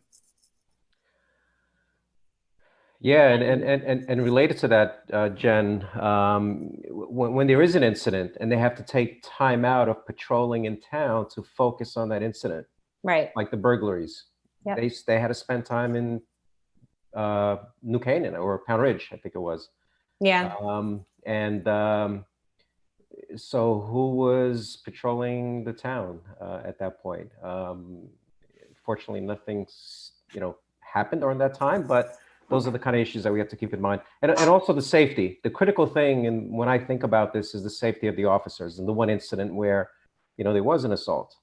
And, you know, so that is something that's very concerning. You want to have somebody that's, if there's a North Salem or a trooper up in North Salem, he's not going to get back in time. And I think having the backup that's currently working that shift, to me, is critical. And you know, 155,000 to be able to provide that safety cushion for our police, I don't think is a large spend. I know people are concerned about taking monies away from the highway. That doesn't mean that we're not going to pave. Money's available, and it's currently cheap to get because of the low interest rates. So just keep that in mind as well. The one other thing I don't want to forget to mention also is the police department is usually the first on the scene for most of the EMS calls in town. And so if they're leaving a shift, as Tony mentioned, to, you know, check in on what could be a domestic violence issue, what could ultimately roll over to the fire department or LVAC, or, you know, if it's Vista that has to transport somebody, you know, they're really a key piece in this equation in town. So removing that one officer from the road to address some of these other items and then have them kind of completely out of the loop with no backup for a period of time is definitely a stretch. So I just have to kind of, maybe a little bit of a broken record on this count, but I think for a town in you know, northern Westchester, while we do have, you know, numbers of people who are on the edge and stressed out, you know, have we come to the point where we are saying, well, it's either police or the roads? Like we're already at the point where, you know, that $25 additional on your taxes, you know, no, and we can't do all those things. I mean, our tax burden, you know, it's there, but it's relative to other towns in the region, it's still much lower. We've been operating on a shoestring for a long time, and I heard a lot of people saying, you know, we have to be sensitive to that. And, you know, of course, people are hurting. I would love to see where we're not saying, you know, we're going to get rid of essential services. But if there are people who are hurting, that we find ways to help them. And I heard a lot of, you know, statements which go in that direction. And I don't know that we have programs all packaged up for that. I heard some folks suggest that was not in our bailiwick. I understand there's a certain amount of, you know, local government scope versus county in there, but we are not completely without tools to go in there and try to provide some help. So I think we could consider, you know, having all of these essential services and then looking for ways to reduce the burden on the folks who really need it. And they're out there, and I have to think that we can be creative on that count. So I'd like to give this some more thought. It's clearly a lot of good input today. That was very helpful. You know, not difficult conundrum, but I do believe that we are capable of, you know, walking on the highways and chewing the gum of police at the same time and helping people out also. So I want to go ahead and say that I hope that this can remain an open discussion. I think we heard from a lot of people this evening, and they gave us a lot to think about. And even hearing us talk about it now, it almost feels like a pushback, where instead of a take-in of the information and a considering of the information. So some of the things I'm compelled by are that we have this committee for the police reimagining and reinvention, and why not let the committee do their job and assess what it is our police department needs? I thought that was a very compelling argument. I think that when we're talking a lot about officer safety, which is really important. And I do not want to take away from the importance of the safety of our officers. Those are our employees and our neighbors, and their safety is first and foremost in our mind. But I also want to encourage us to listen to the voices we heard tonight, where we're talking about the safety of our most vulnerable. There isn't any correlation between adding cops and increasing safety. And so I think that's a valid ask of that people are asking from us. And the last thing I want to say is I think it was fairly well informed and a good point in hand, and it talks to one of your points, Dan, about taking money from the highway budget to fund this, and then we borrow funds for the roads, right? I would think that would be something that your heart would be open to hearing, given that that's something that you've been very against using the highway budget in that way. And so I'm really hoping that this can remain an open discussion. I hope that we can take in a lot of what we heard. We're hearing some more voices and people are coming, and I think it's important that we take the information in before we, determine anything yet. All right, practically, when do you want to do this? We have to pass a budget. Mm-hmm. When do you plan to do it? What meetings do we have left on the schedule? We have December 1st. No, November. The next meeting is December 14th, and the budget is due by December 20th. And I think what would be helpful, Peter, I know that Chief yes. Alfano is not available to talk to us, but maybe sharing the tools that he has access to, because I know he has access to a lot of these tools and a lot of folks did bring up a lot of good information and things that we should be looking into. And to Jane's point, yeah, have the police committee take a look at that. But it wouldn't be a bad idea to have a summary of the tools that Chief Alfano has access to and his department. Okay, I doubt if we're going to have really very much more information then than we've got now. Right. Alfano has taken us through a series of alternatives within considerable detail. Right. I don't think we're going to know much more by December 18th or whenever it is. Well, there's one item that I think there could be some more input on, and we've talked about officer safety, and actually for me, if it wasn't for the officer safety part of it, I'm not sure that I'd be all the way over into favoring this part of the budget.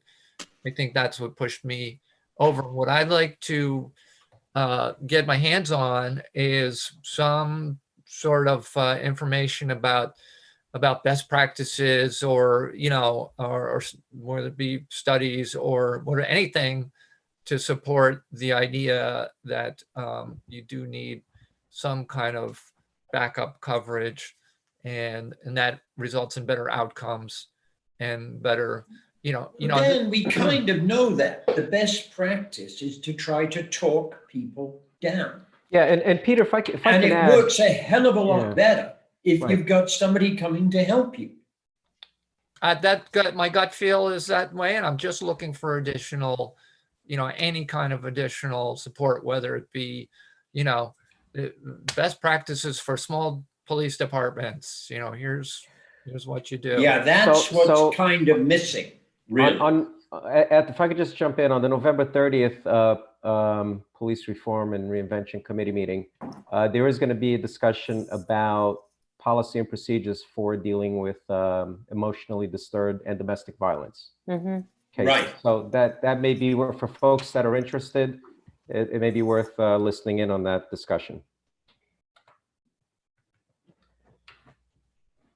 And that may answer a lot of questions. Okay, we can pen this, but I really don't think we're going to be much the wiser. I think we got a lot of feedback tonight that if we didn't consider it, I think at least the time to consider. I'd like to just stay a little bit. Well, yes, but Jane, weren't you in the initial meeting of the Police Review Committee? Yes. Which was just us listening? Yes. And it was overwhelming that we needed to increase our support for the police. And what did you hear tonight? Something of the opposite. So then doesn't that give you which means that we've got to make the decision. Exactly. If I may, to kind of go in the balance, because we did get a lot of feedback tonight, and I'm hearing that, and I'm hearing people try to process that.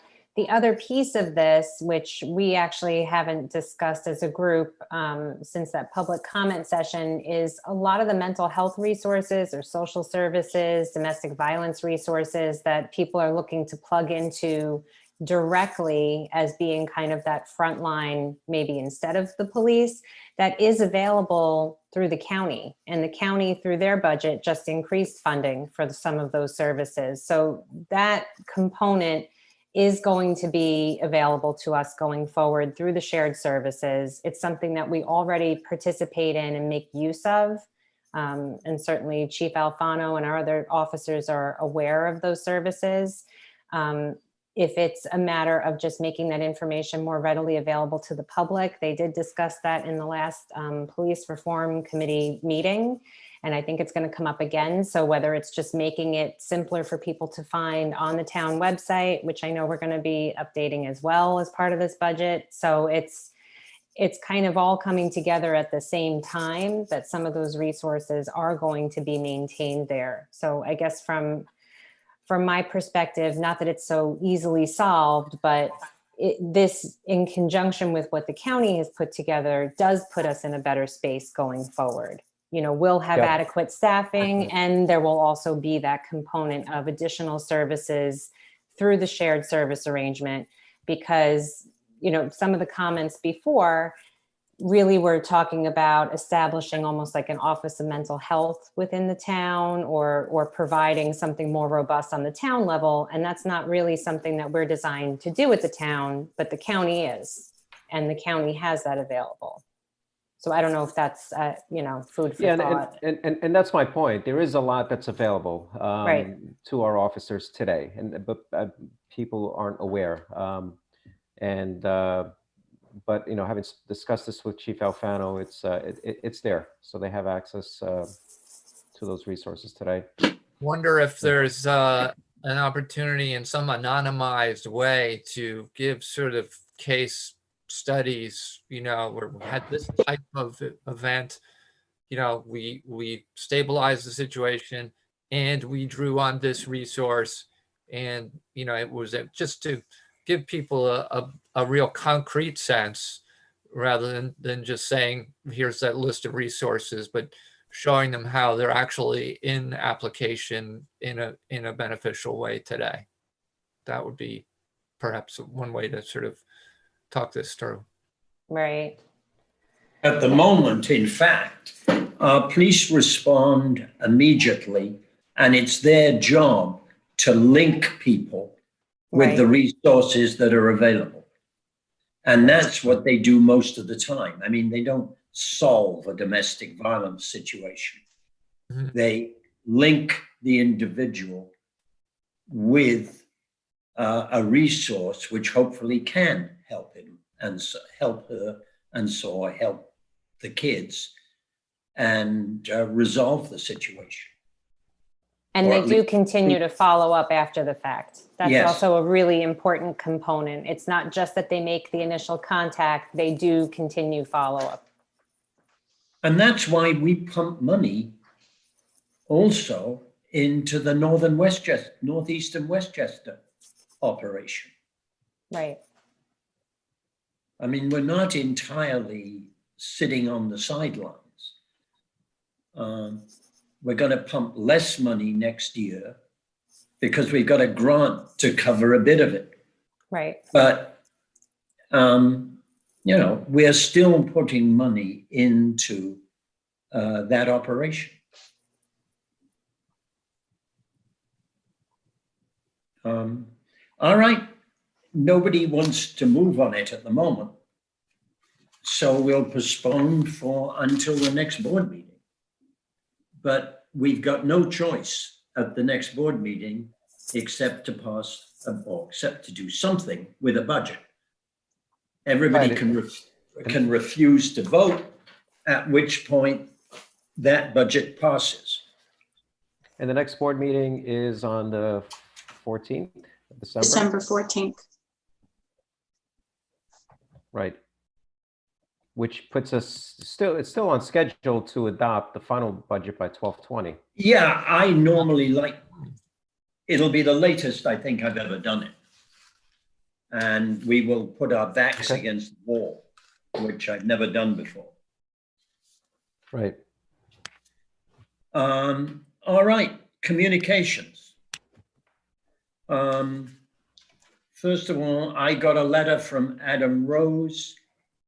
Dear Peter, during this very difficult last year, having started way before COVID, I have built an expensive and complicated glass and steel structure at AP Farm. From the very beginning, I found the Lewisboro Building Department to be nothing but professional and efficient. I'm sure that everyone in town considers themselves to be an exception, but I do not.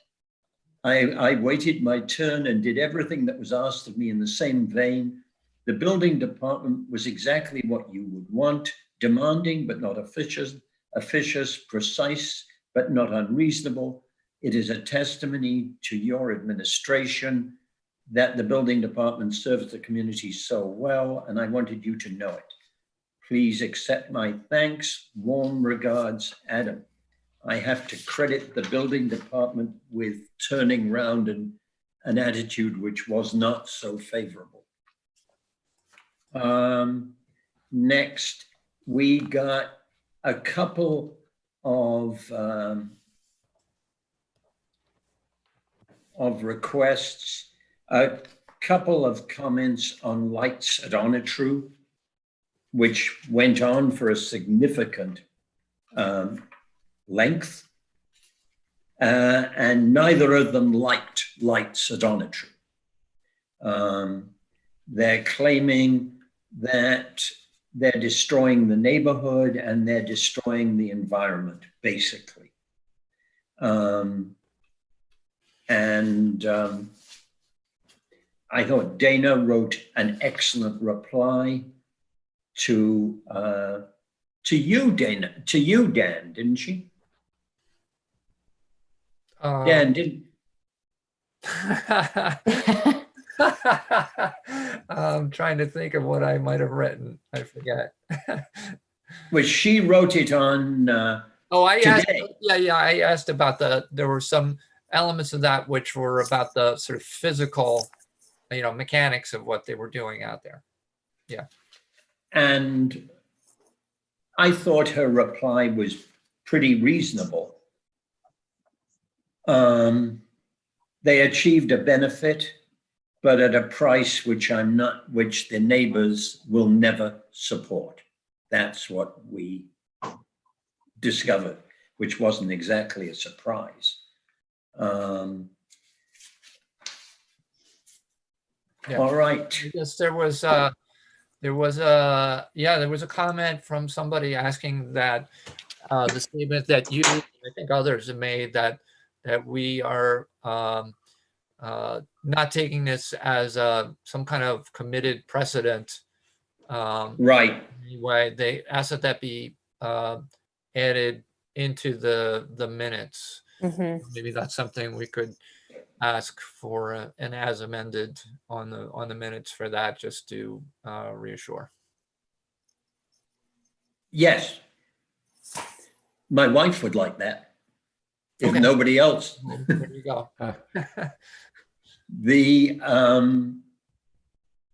Okay, the next one is Stamford. The town of Stamford, to our south, has written us a letter asking whether we wish to object to a change in their zoning, which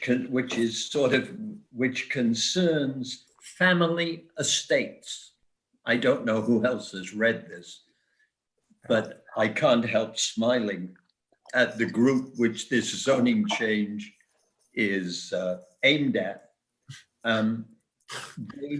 The proposed changes serve to provide a tool for residents with 10 acres or more of land to have the ability to have 2.5 permitted use residences by right as part of a family estate registration. Such residences could include a garage, barn, cottage, guest house, and/or employee quarters to be occupied by family members or employees of the family estate. whatever you think of that, I don't think it really has any dramatic impact on the town of Lewisboro.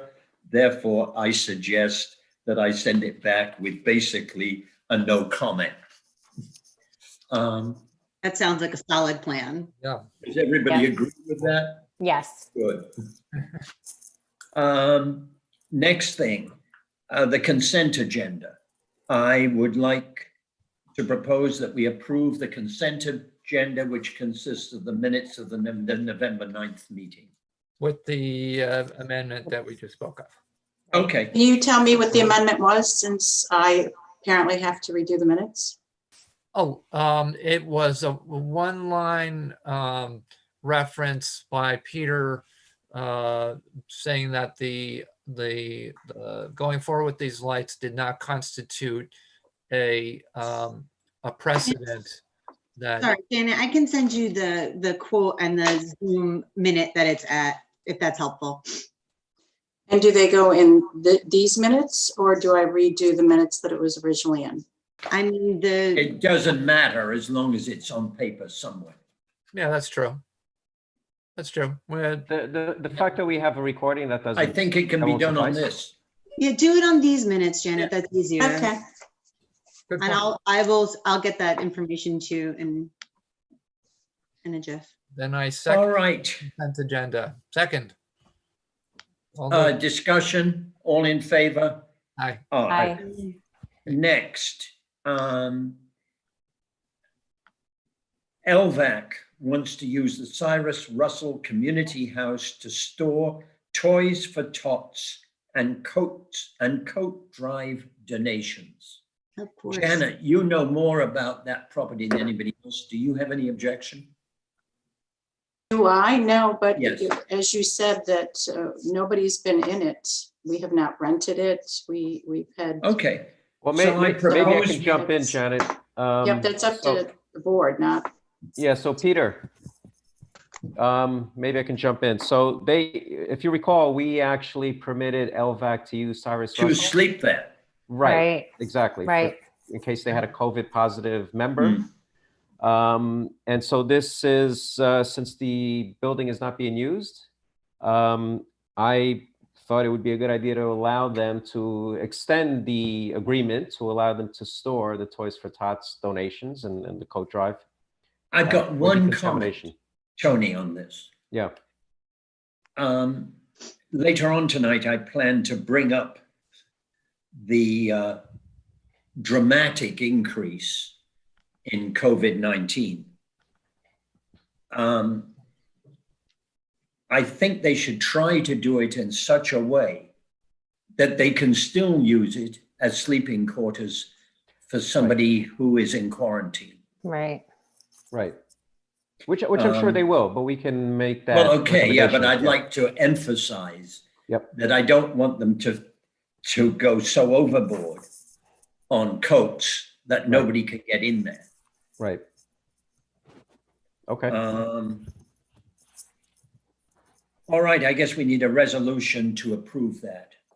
I'd like to make a resolution to approve LVAC's use of Cyrus Russell Community House to store Toys for Tots and coat drive donations, but in such a way that it will not preclude them using it as sleeping quarters for people being quarantined for COVID-19. Do I have a second? Second. Discussion. All in favor? Aye. Aye. I'd like you to approve a resolution approving the Westchester County Stop DWI Patrol Project Agreement. And I need somebody else to propose it because I've got to sign it. Are these those traffic stops on 35 by the town park? I don't think so. Do they normally do DWI by the town park? I don't think so.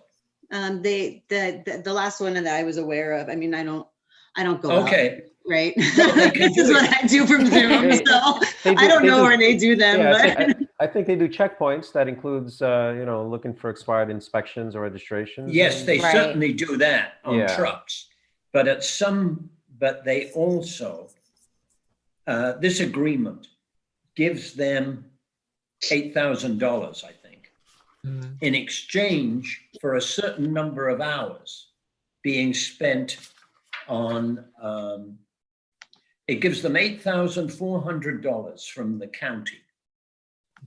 But in exchange for them participating in this program, Right. and they have to spend a certain number of hours doing DWIs or looking for DWIs. So yeah, it's essentially those checkpoints that people. It's not only the checkpoints. They can do Yeah. checkpoints, but it's just patrolling as well, spotting, Okay. what they think may be DWI. Got it. The targeting what they think might be a DWI. But that's during hours that they're not normally working, correct? I think so, Additional yes. patrols, yeah. Right. Yeah. Would somebody like to propose that I be allowed to sign this document? Sure. It is many pages if somebody wants to explore it. It's like every county agreement. Right.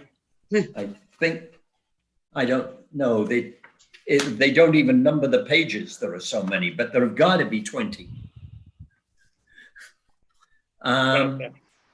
I'll second anybody who agrees to propose it. Yeah, so I propose that the supervisor approve the resolution for the Westchester County Stop DWI Patrol Data Master Project Agreement, and I authorize the supervisor to sign it. Second. Discussion, all in favor? Aye.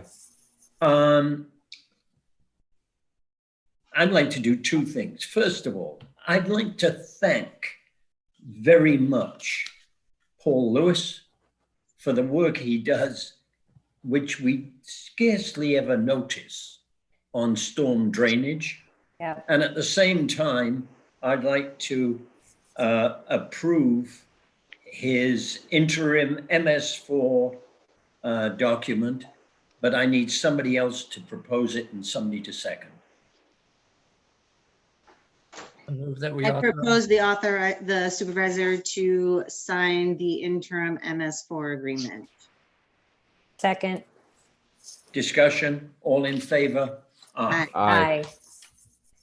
Next, all right. We have a proposal here from Monte Nido. And basically, Monte Nido wants to buy a house on Main Street in South Salem using the Padavan law and to turn it into a community residential facility,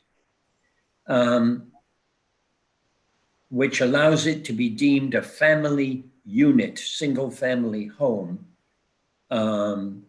as far as zoning is concerned. And it would be a community residential facility for the disabled, as defined as a supportive living facility with 4 to 14 residents, or a supervised living facility subject to licensure by the Office of Mental Health or the Office for People with Developmental Disabilities, which provides a residence for up to 14 individuals with mental disabilities, including residential facilities for children and youth. This particular site would be used to treat people with eating disorders. They would likely stay there for something short of 40 days and then be released. Now the question is, in front of us is do we want a public hearing on this? We don't have to have one, we can just approve it. Or you may feel it's appropriate to hold a public hearing. Be aware that the odds on us, however much people object, this is going to happen in simple terms. There is no way that people can stop this. It's a New York State has written the Padawan law in such a way that about the only restriction is that there is another such institution within a very small distance. We tried that down in Vista. We got shot down in flames. Is that a fair description, Anthony? Well, yeah, I mean, it's the standard is whether there's an overconcentration within a limited area, so it serves to substantially change the character of the neighborhood. And then the issue becomes in measuring what a change in the neighborhood is. If you're speculating as to what the change may be, that's not sufficient to satisfy their criteria. And typically these matters are approved. This one, I reviewed the notice and the application. It looks like they check all the boxes in terms of meeting the criteria to have it in the area they're looking to have it in. There is no other group home within 4.6 miles. That's the nearest. And normally, they haven't even accepted a half a mile distance as being too close. So the board, just so the board's aware, so the board's role in this is either to do one of three things: either to approve the proposal to suggest alternate sites if you have appropriate alternate sites that are available that would be better than this site, or to object. And in the course of making that determination, you can hold a public hearing if you choose to do so. The determination has to be made within 40 days of the submission of the notice to the town. So I calculate that out as by December 28th. And the objection would be limited to this concentration issue, I assume. The objection would that have is to be the based only- upon the fact that there's an overconcentration that's going to substantially alter the character of the neighborhood. And therefore, that's why we feel there are no grounds for us to unfrivolously look to object. Right. They believe that it's that this site is particularly suitable because it is large. I mean, the building is large. It can easily accommodate what they need with bathrooms for each inmate, I think. And it's Resident. What? I said resident, not inmate. Yeah. Yeah. Okay, I'm sorry. And the for- residents. And for Janet, will you purposes of- scratch the word inmate from the minutes? And shall we go to? For purposes of zoning also, just so you know, it's considered legally to be a single family residence. Right. To zoning. And if anybody goes to this residence at 171 Main Street in South Salem, they will find it is way back from the road. You can't even really tell from the road what you're driving into. It's a long driveway and it's very private indeed, which is what they're searching for. I actually drove there on Saturday, and you're correct, Peter. It's set back quite a bit. I think it was a maximum of 12 residents at a time, right? Right. I think they're looking to, 12. No, the ages are between 12 and 18. Oh, up to 12 adolescents, you're right. Okay.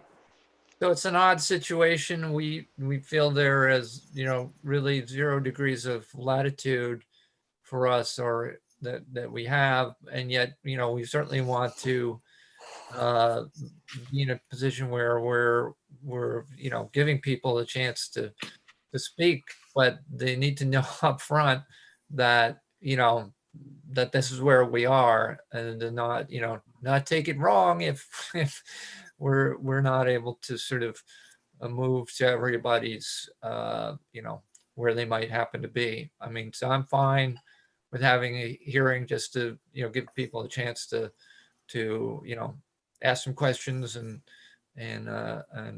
make some comments, but they should understand that. I agree with that as well. I think it's important to let people, ask whatever additional questions they may have as the process moves forward. And Peter, this will be a property that's going to be paying taxes, right? They're not going to be tax exempt. They're going to pay taxes. They are a for-profit company. Okay.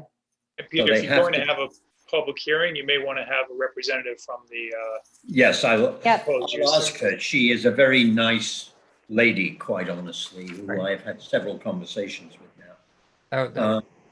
That's, if you remember, I told the board about this when they were looking at a place on Schoolhouse. Right. Their offer there fell through, so they went to this one instead.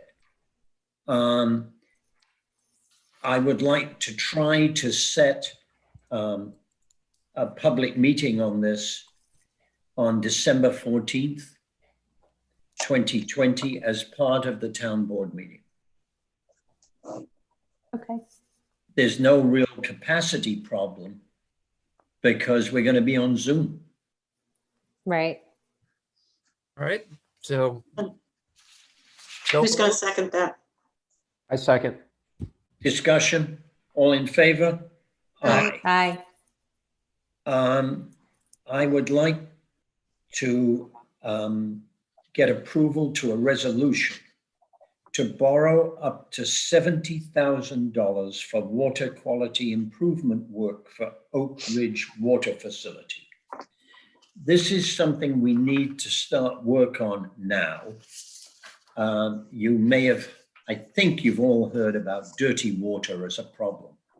Flushing. And so we need to do something about it, but we are not quite sure which way we can pay for it. And this is really the third option.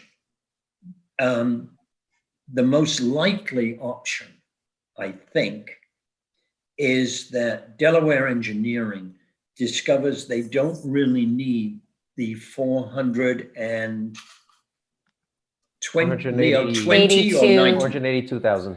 Yeah. 482,000 in the bond, which we've already passed, and that they can use 70,000 of it on this work. And Peter, that hasn't been firmly decided yet. That's going to be. No, I said it's the most likely. Okay. Yeah. Not that it's certain. Likely or more desirable. More desirable would be to use from the 482,000 that's already been allocated. Yes. Right, but that has not been determined. The likelihood is yet unknown until they execute that other project. No, or they already. Not quite. We're not sure whether they really need all the money we gave them last time or not. All right. So there's a significant chance that there could be space in there to cover this. And yes. Correct. But we need to pass this so that we have access to these funds in case we need to pull the trigger on borrowing. Does the original bond scope for that one, is it written in such a way as it could absorb this? The borrowing isn't, but the bond is. So we could never use the money which we borrowed from the EFC, but we could use money from the bond, which was basically about water improvement. Okay, so that's and this is water improvement. All right. The other possibility is we simply find the money somewhere else, but I really would prefer I think we need to build up a bit of a reserve. So if we would be drawing from the bond that's already authorized, do we need an additional approval to spend No, money? not unless, but if that plan falls through. So this is a contingency. Yes. Yes, authorization. this is correct. Well, maybe we should. This is a belt and suspenders. So why don't we craft the resolution with that contingency in there just to record it for posterity? Just say that I mean, you know, just. Has Leo gone home? I don't You're think going to so. say No, no he's- from his he's here. office. He's here. Yeah, I was gonna say, he's still on. He's still He on. said no. Let me What? see if he'll unmute. Did he say no? Yes, I can hear him. Sorry, Dan. The Um, master said no. no, he said no, that he hadn't gone home, I believe. Oh, Correct. okay. Correct, yeah. Hey, I'm back. I'm back. I was able to unmute. So did everything we just talked about there comport with your understanding of the different facilities, Leo?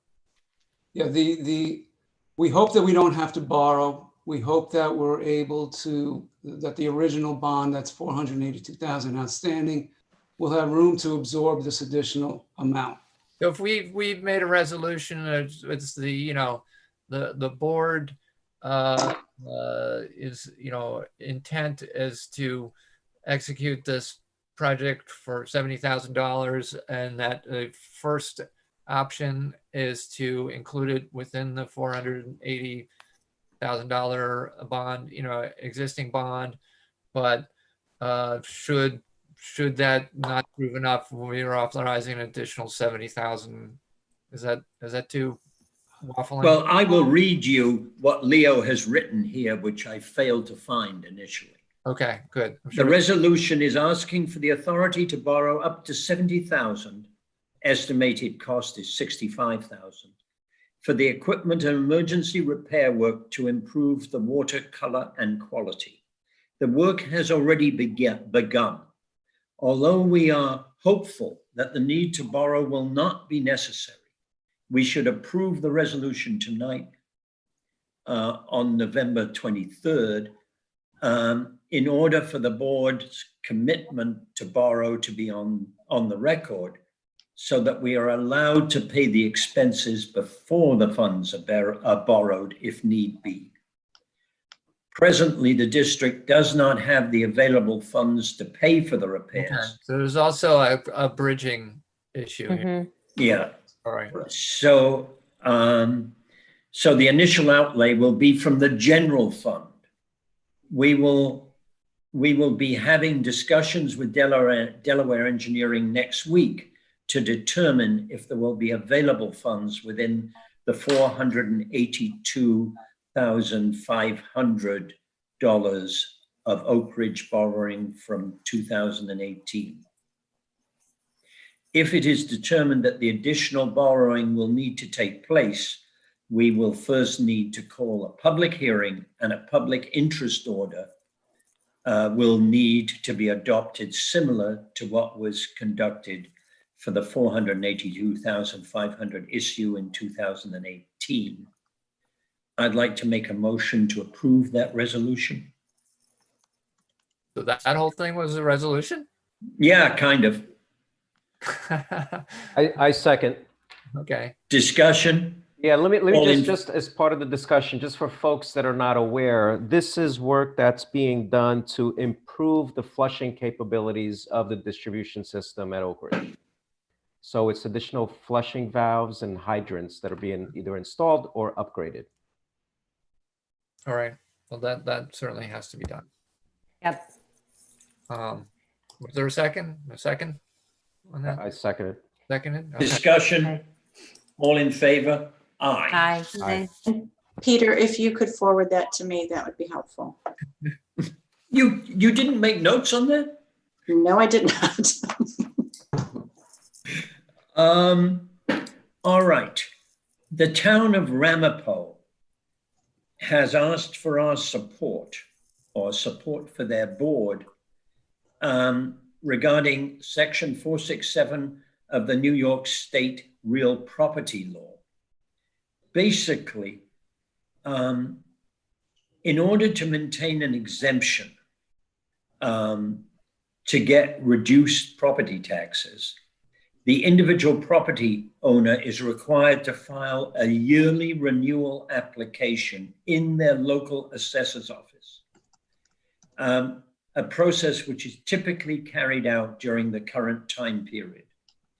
in the light of COVID-19 pandemic and the many complex challenges it poses, and in particular, our seniors and residents with disabilities who may be immunocompromised, they are requesting Cuomo to issue an executive order suspending this requirement to renew for senior citizens and the disabled. They're asking us to write an identical letter supporting them. Does anybody object to that? I cannot see why anybody would object to it. Assessor thinks we should definitely support it. That's important. And I guess for folks who would be new to that regime, they would still have to make an application because we wouldn't know about them. Right. Okay, but it would reduce all those renewals. Yeah, and so it would just be a suspension, and when things regularize, we go back to the old process. Yeah. Right. I'm sorry, that was not in the agenda because it only came, what? Oh, because it took a very long time to reach me for some reason. Anyway, I will move forward with that. We've got a second public comment period. Are you making a resolution for that, Peter, at all? For the Ramapo, the town of Ramapo assessor, were you making a resolution for that? Yes, sorry. I'll make a resolution to send them a letter. If we, discussion, all in favor? Aye. There is now on the agenda a second public comment period, if anybody wishes to take advantage of it. There are no hands. Wait a minute. Let me just scroll up. I have one hand up, and Robert, I'm asking you to unmute and share video if you'd like. Just want to remind you, since it never came up in the discussion that you had regarding budgetary costs, to consider the insurance, consider purchasing, and consider other things before you raise $1 in the levy. Although you're saying it's just $25, it's $25 to the town. It doesn't include the county. It doesn't include the schools. It doesn't include what people will be paying to the state. So it's not $25. So it's really sort of dishonest when you say it's just $25 because it's $25 which we have control over. I understand that, but it's not $25 coming out of people's pockets. And you have the money in your budget, and you can find the money in your budget to cover whatever you want. Fine. Hey, we've been through this already. I know, but you didn't talk about cutting the taxes by eliminating things like insurance, by shopping better for the things that the town needs. And you still don't know how much the union contracts are going to cost or the insurance is going to cost. So don't say that it's just and that you discussed it. You didn't discuss it, Peter. All right, fine. You alluded to things, but you didn't discuss them. And until you can come back and tell us what the costs are for the other things that you were talking about, don't say it's just $25. And then you're borrowing. And that borrowing means it has to get paid back. So that money gets added in too. So it's $25 plus the cost of paying off loans. All right. How cheap that money Enough, Robert. No matter how cheap that money is. And you don't want to go back to the budget. You've already spoken on that. As part of this committee, year after year after year, and remind us of just how cheap money was, and that we should borrow it to fix the pool, and we should borrow it to fix the roads, and we should borrow it, and we're still paying back those loans. Yes. Right. So it's not just $25, it's all together. It's what people have to shell out in order to do those things. Some of them are essential. I don't argue that point, but I haven't heard one person talk about giving up the insurance for part-time workers. I haven't heard one person talk about buying used equipment rather than new. I haven't heard one person look for some other place where money can be saved rather than just going to what's easiest, which is to raise the levy. So don't say it's finished. Okay, and that's, thank you.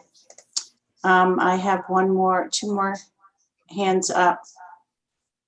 Inviting Elio Machetta to unmute. Can you hear me?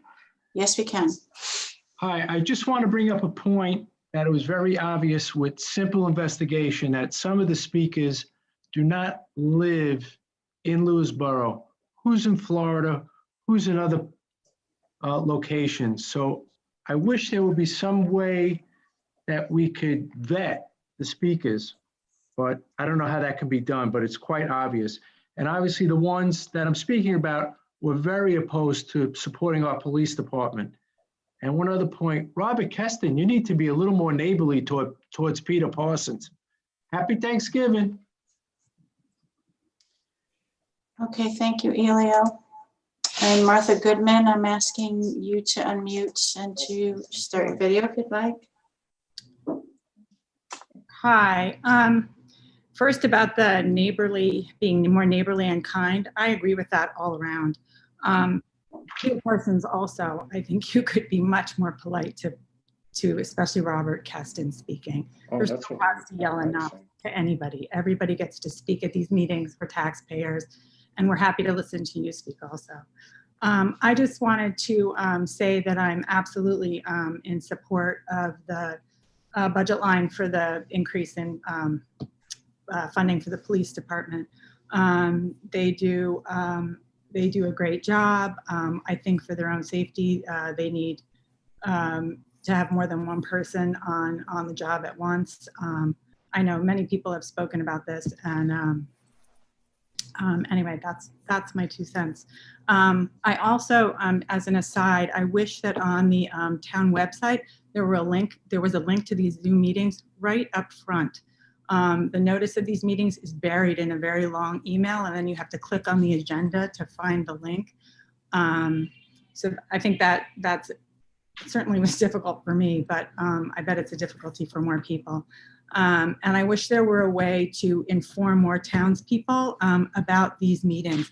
I think there was a call that went out about this specific meeting on a particular Facebook group, and that's why you have a large number of people speaking in exactly the same way to the same issues. And while they all have the right to speak, I wish that we had more varied voices and a way to get to more townspeople. I neglected to say I live in Lewisboro Hamlet, and I've been here for nearly 30 years. That's it. Thank you for all your good work and all the time you put into this. That's it. Good night. Happy Thanksgiving. Peter, if I could just respond to Martha regarding the meeting notices, that they actually are on the main page of the website. So, for example, when I go on there now, it talks about this meeting and the meeting that's coming up tomorrow night. But you have to click on that link, and then you have to choose. There's nothing that says choose Zoom. You have to be able to. You have to choose the agenda, and then you have to scroll to the bottom of the agenda to get the Zoom. I see your point. Okay, got it. It's buried in there. So for someone who's fishing and nervous about it, right. It's not super easy. It should be on just the main page. I open up Town of Lewisboro, board meeting tonight, here's the link. All are welcome. Right. Okay. Yeah. Thank you very much. Just one point I will add. We do have on YouTube a Lewisboro YouTube channel. If you subscribe to it, so folks that don't want to interact via Zoom, they can live stream. Right. I've been watching the meetings. Yeah. Okay. Yeah. And again, if those links were posted right on the front page of the town, I have to thank Barbara Mangione. Yeah, she does for posting all of that and all the good work that she does, right. Keeping a lot of us informed. But a lot of people aren't on Facebook. I don't love Facebook, right. but I go on there and dig through there to find the links to these things. So. Right. Okay. We'll make some improvements. Thank you. Sure. Thanks for your time. Okay, and thank you, Martha. And now I'm asking Marcia Rubin to unmute and share video if you'd like.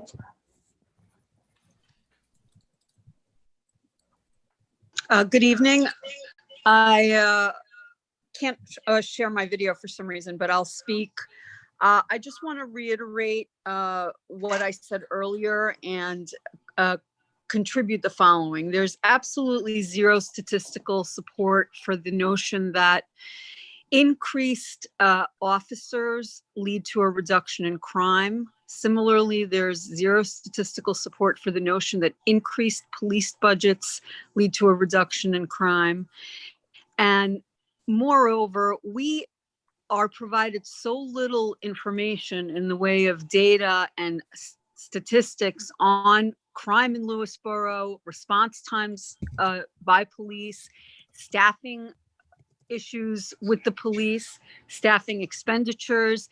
There's just no information. And so even if you wanted to make an informed decision, it seems to me that the town should require a great deal more data from Chief Alfano and from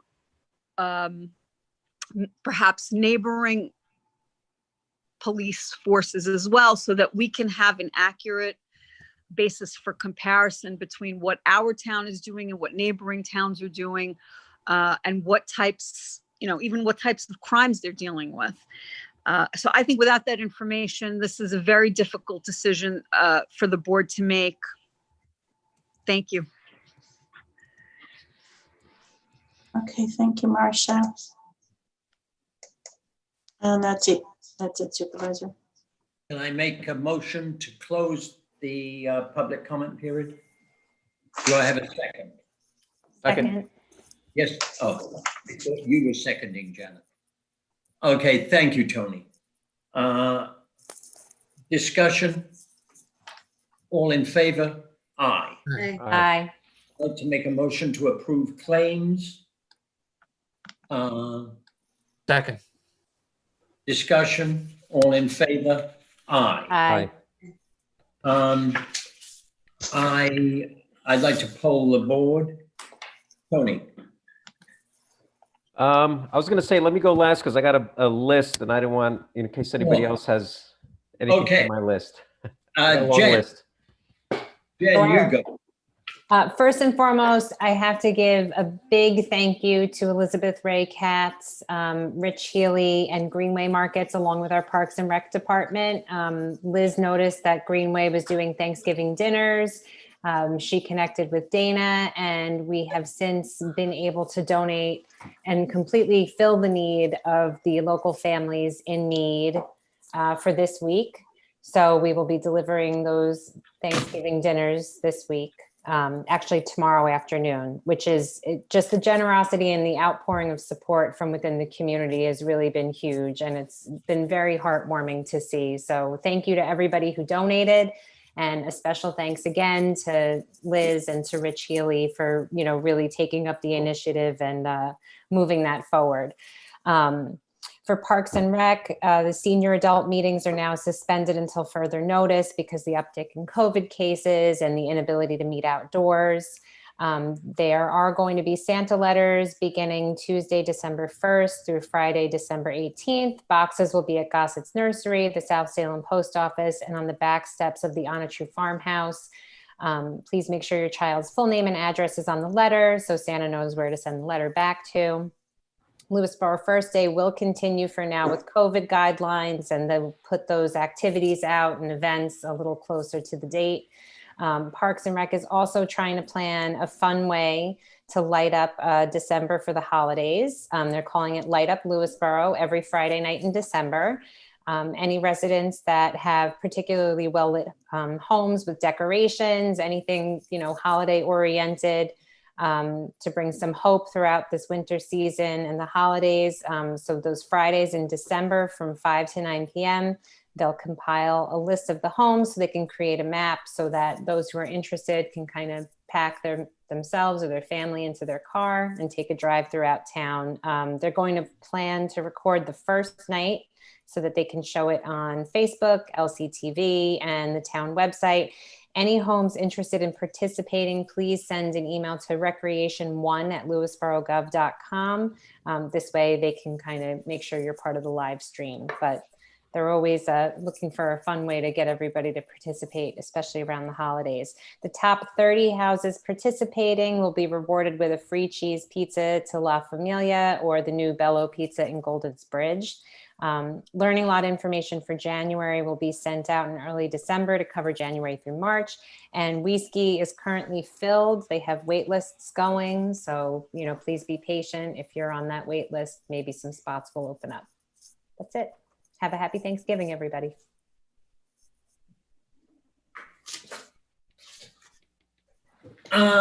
Jane. So I just wanted to acknowledge two Saturdays ago on November 14th, it was Diwali. And Diwali is a 5-day festival of lights celebrated by millions of Hindus, Sikhs, and Jains across the world. Diwali is a festival of new beginnings and the triumph of good over evil and light over darkness. So I hope all of our residents who celebrated did so safely and joyfully, and that light and goodness will guide our way into 2021.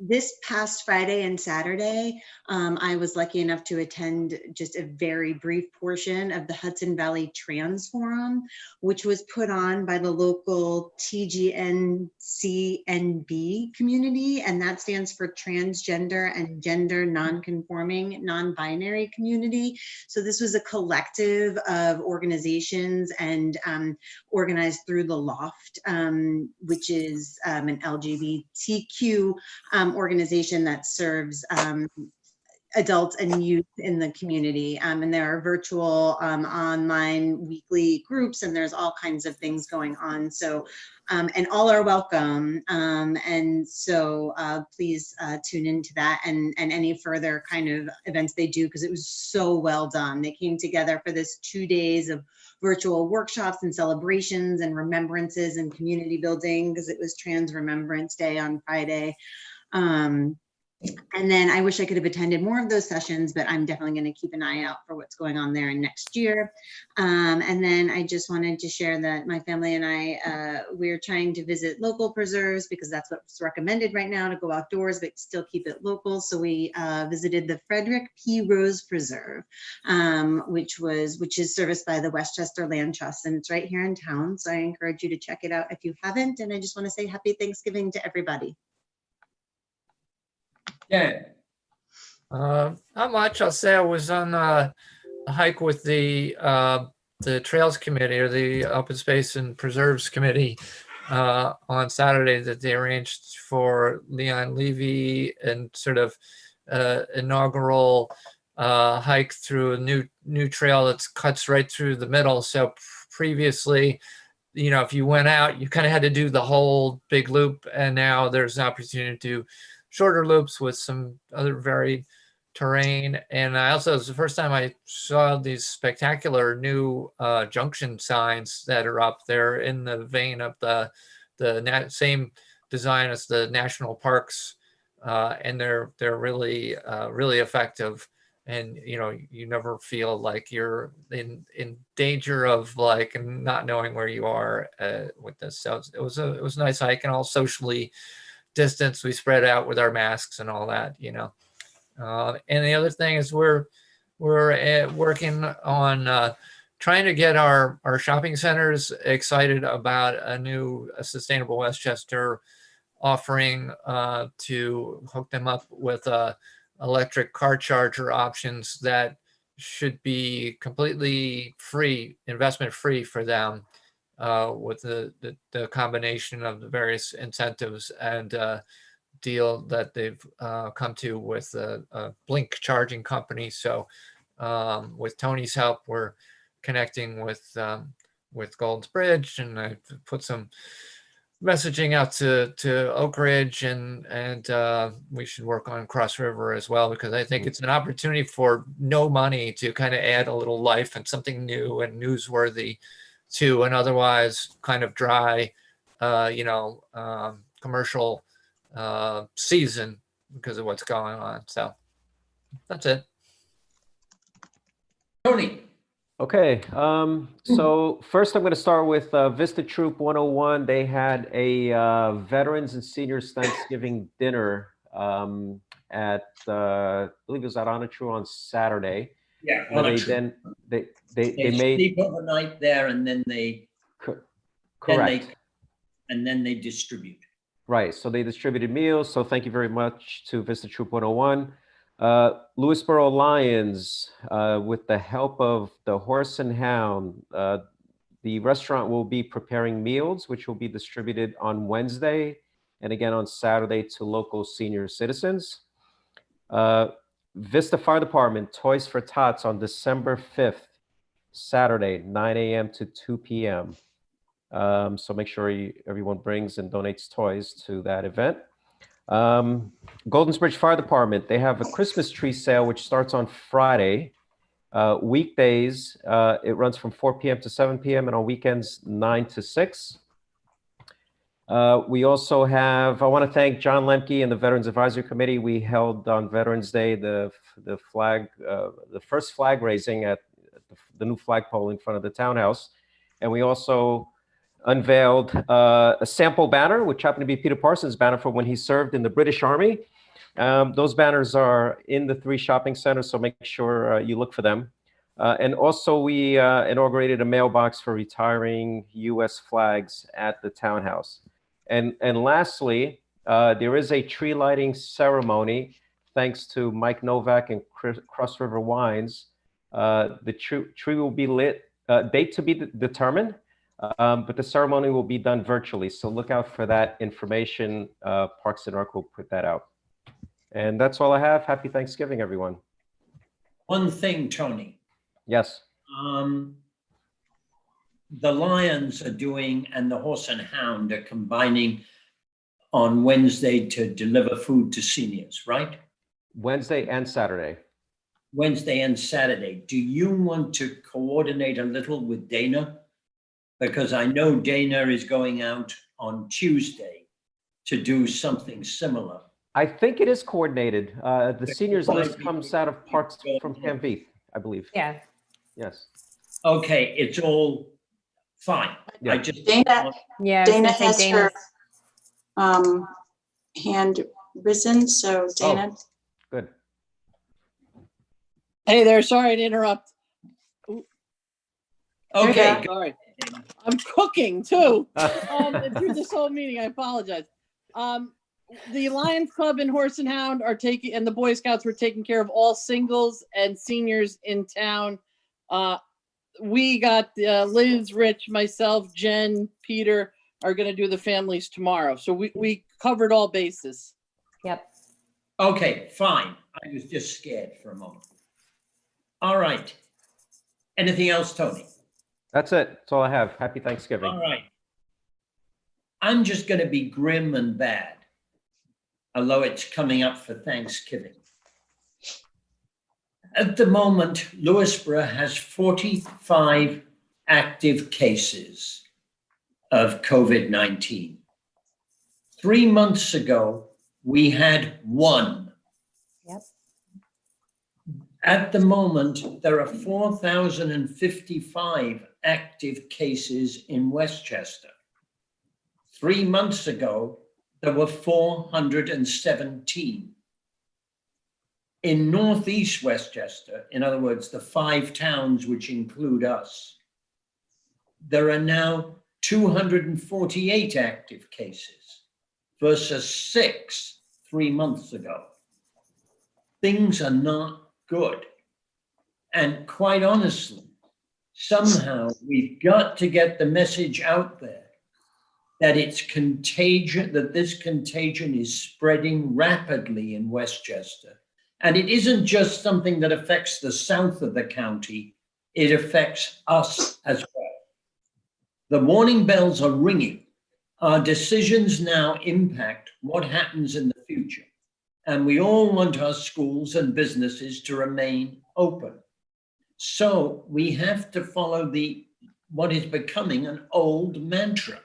We have to wear masks, keep our distance, and wash our hands. Please, let's do it. I'd like to make a motion to adjourn to executive session to discuss personnel matters. Peter, could you What? first mention the next meeting, please? Oh, why? Sorry, It's okay. I'm going to delegate that to you in future. The next meeting is on December 10th? 14th. No, 14th. All right. At what time? Oh, 7:30 at Zooming. Good. Yep. 7:30 p.m. Correct. If anybody expects it to begin in the morning. Is that sufficient? Okay, I'll make a motion to adjourn into executive session. Do I have a second? Second. Second. Discussion, all in favor?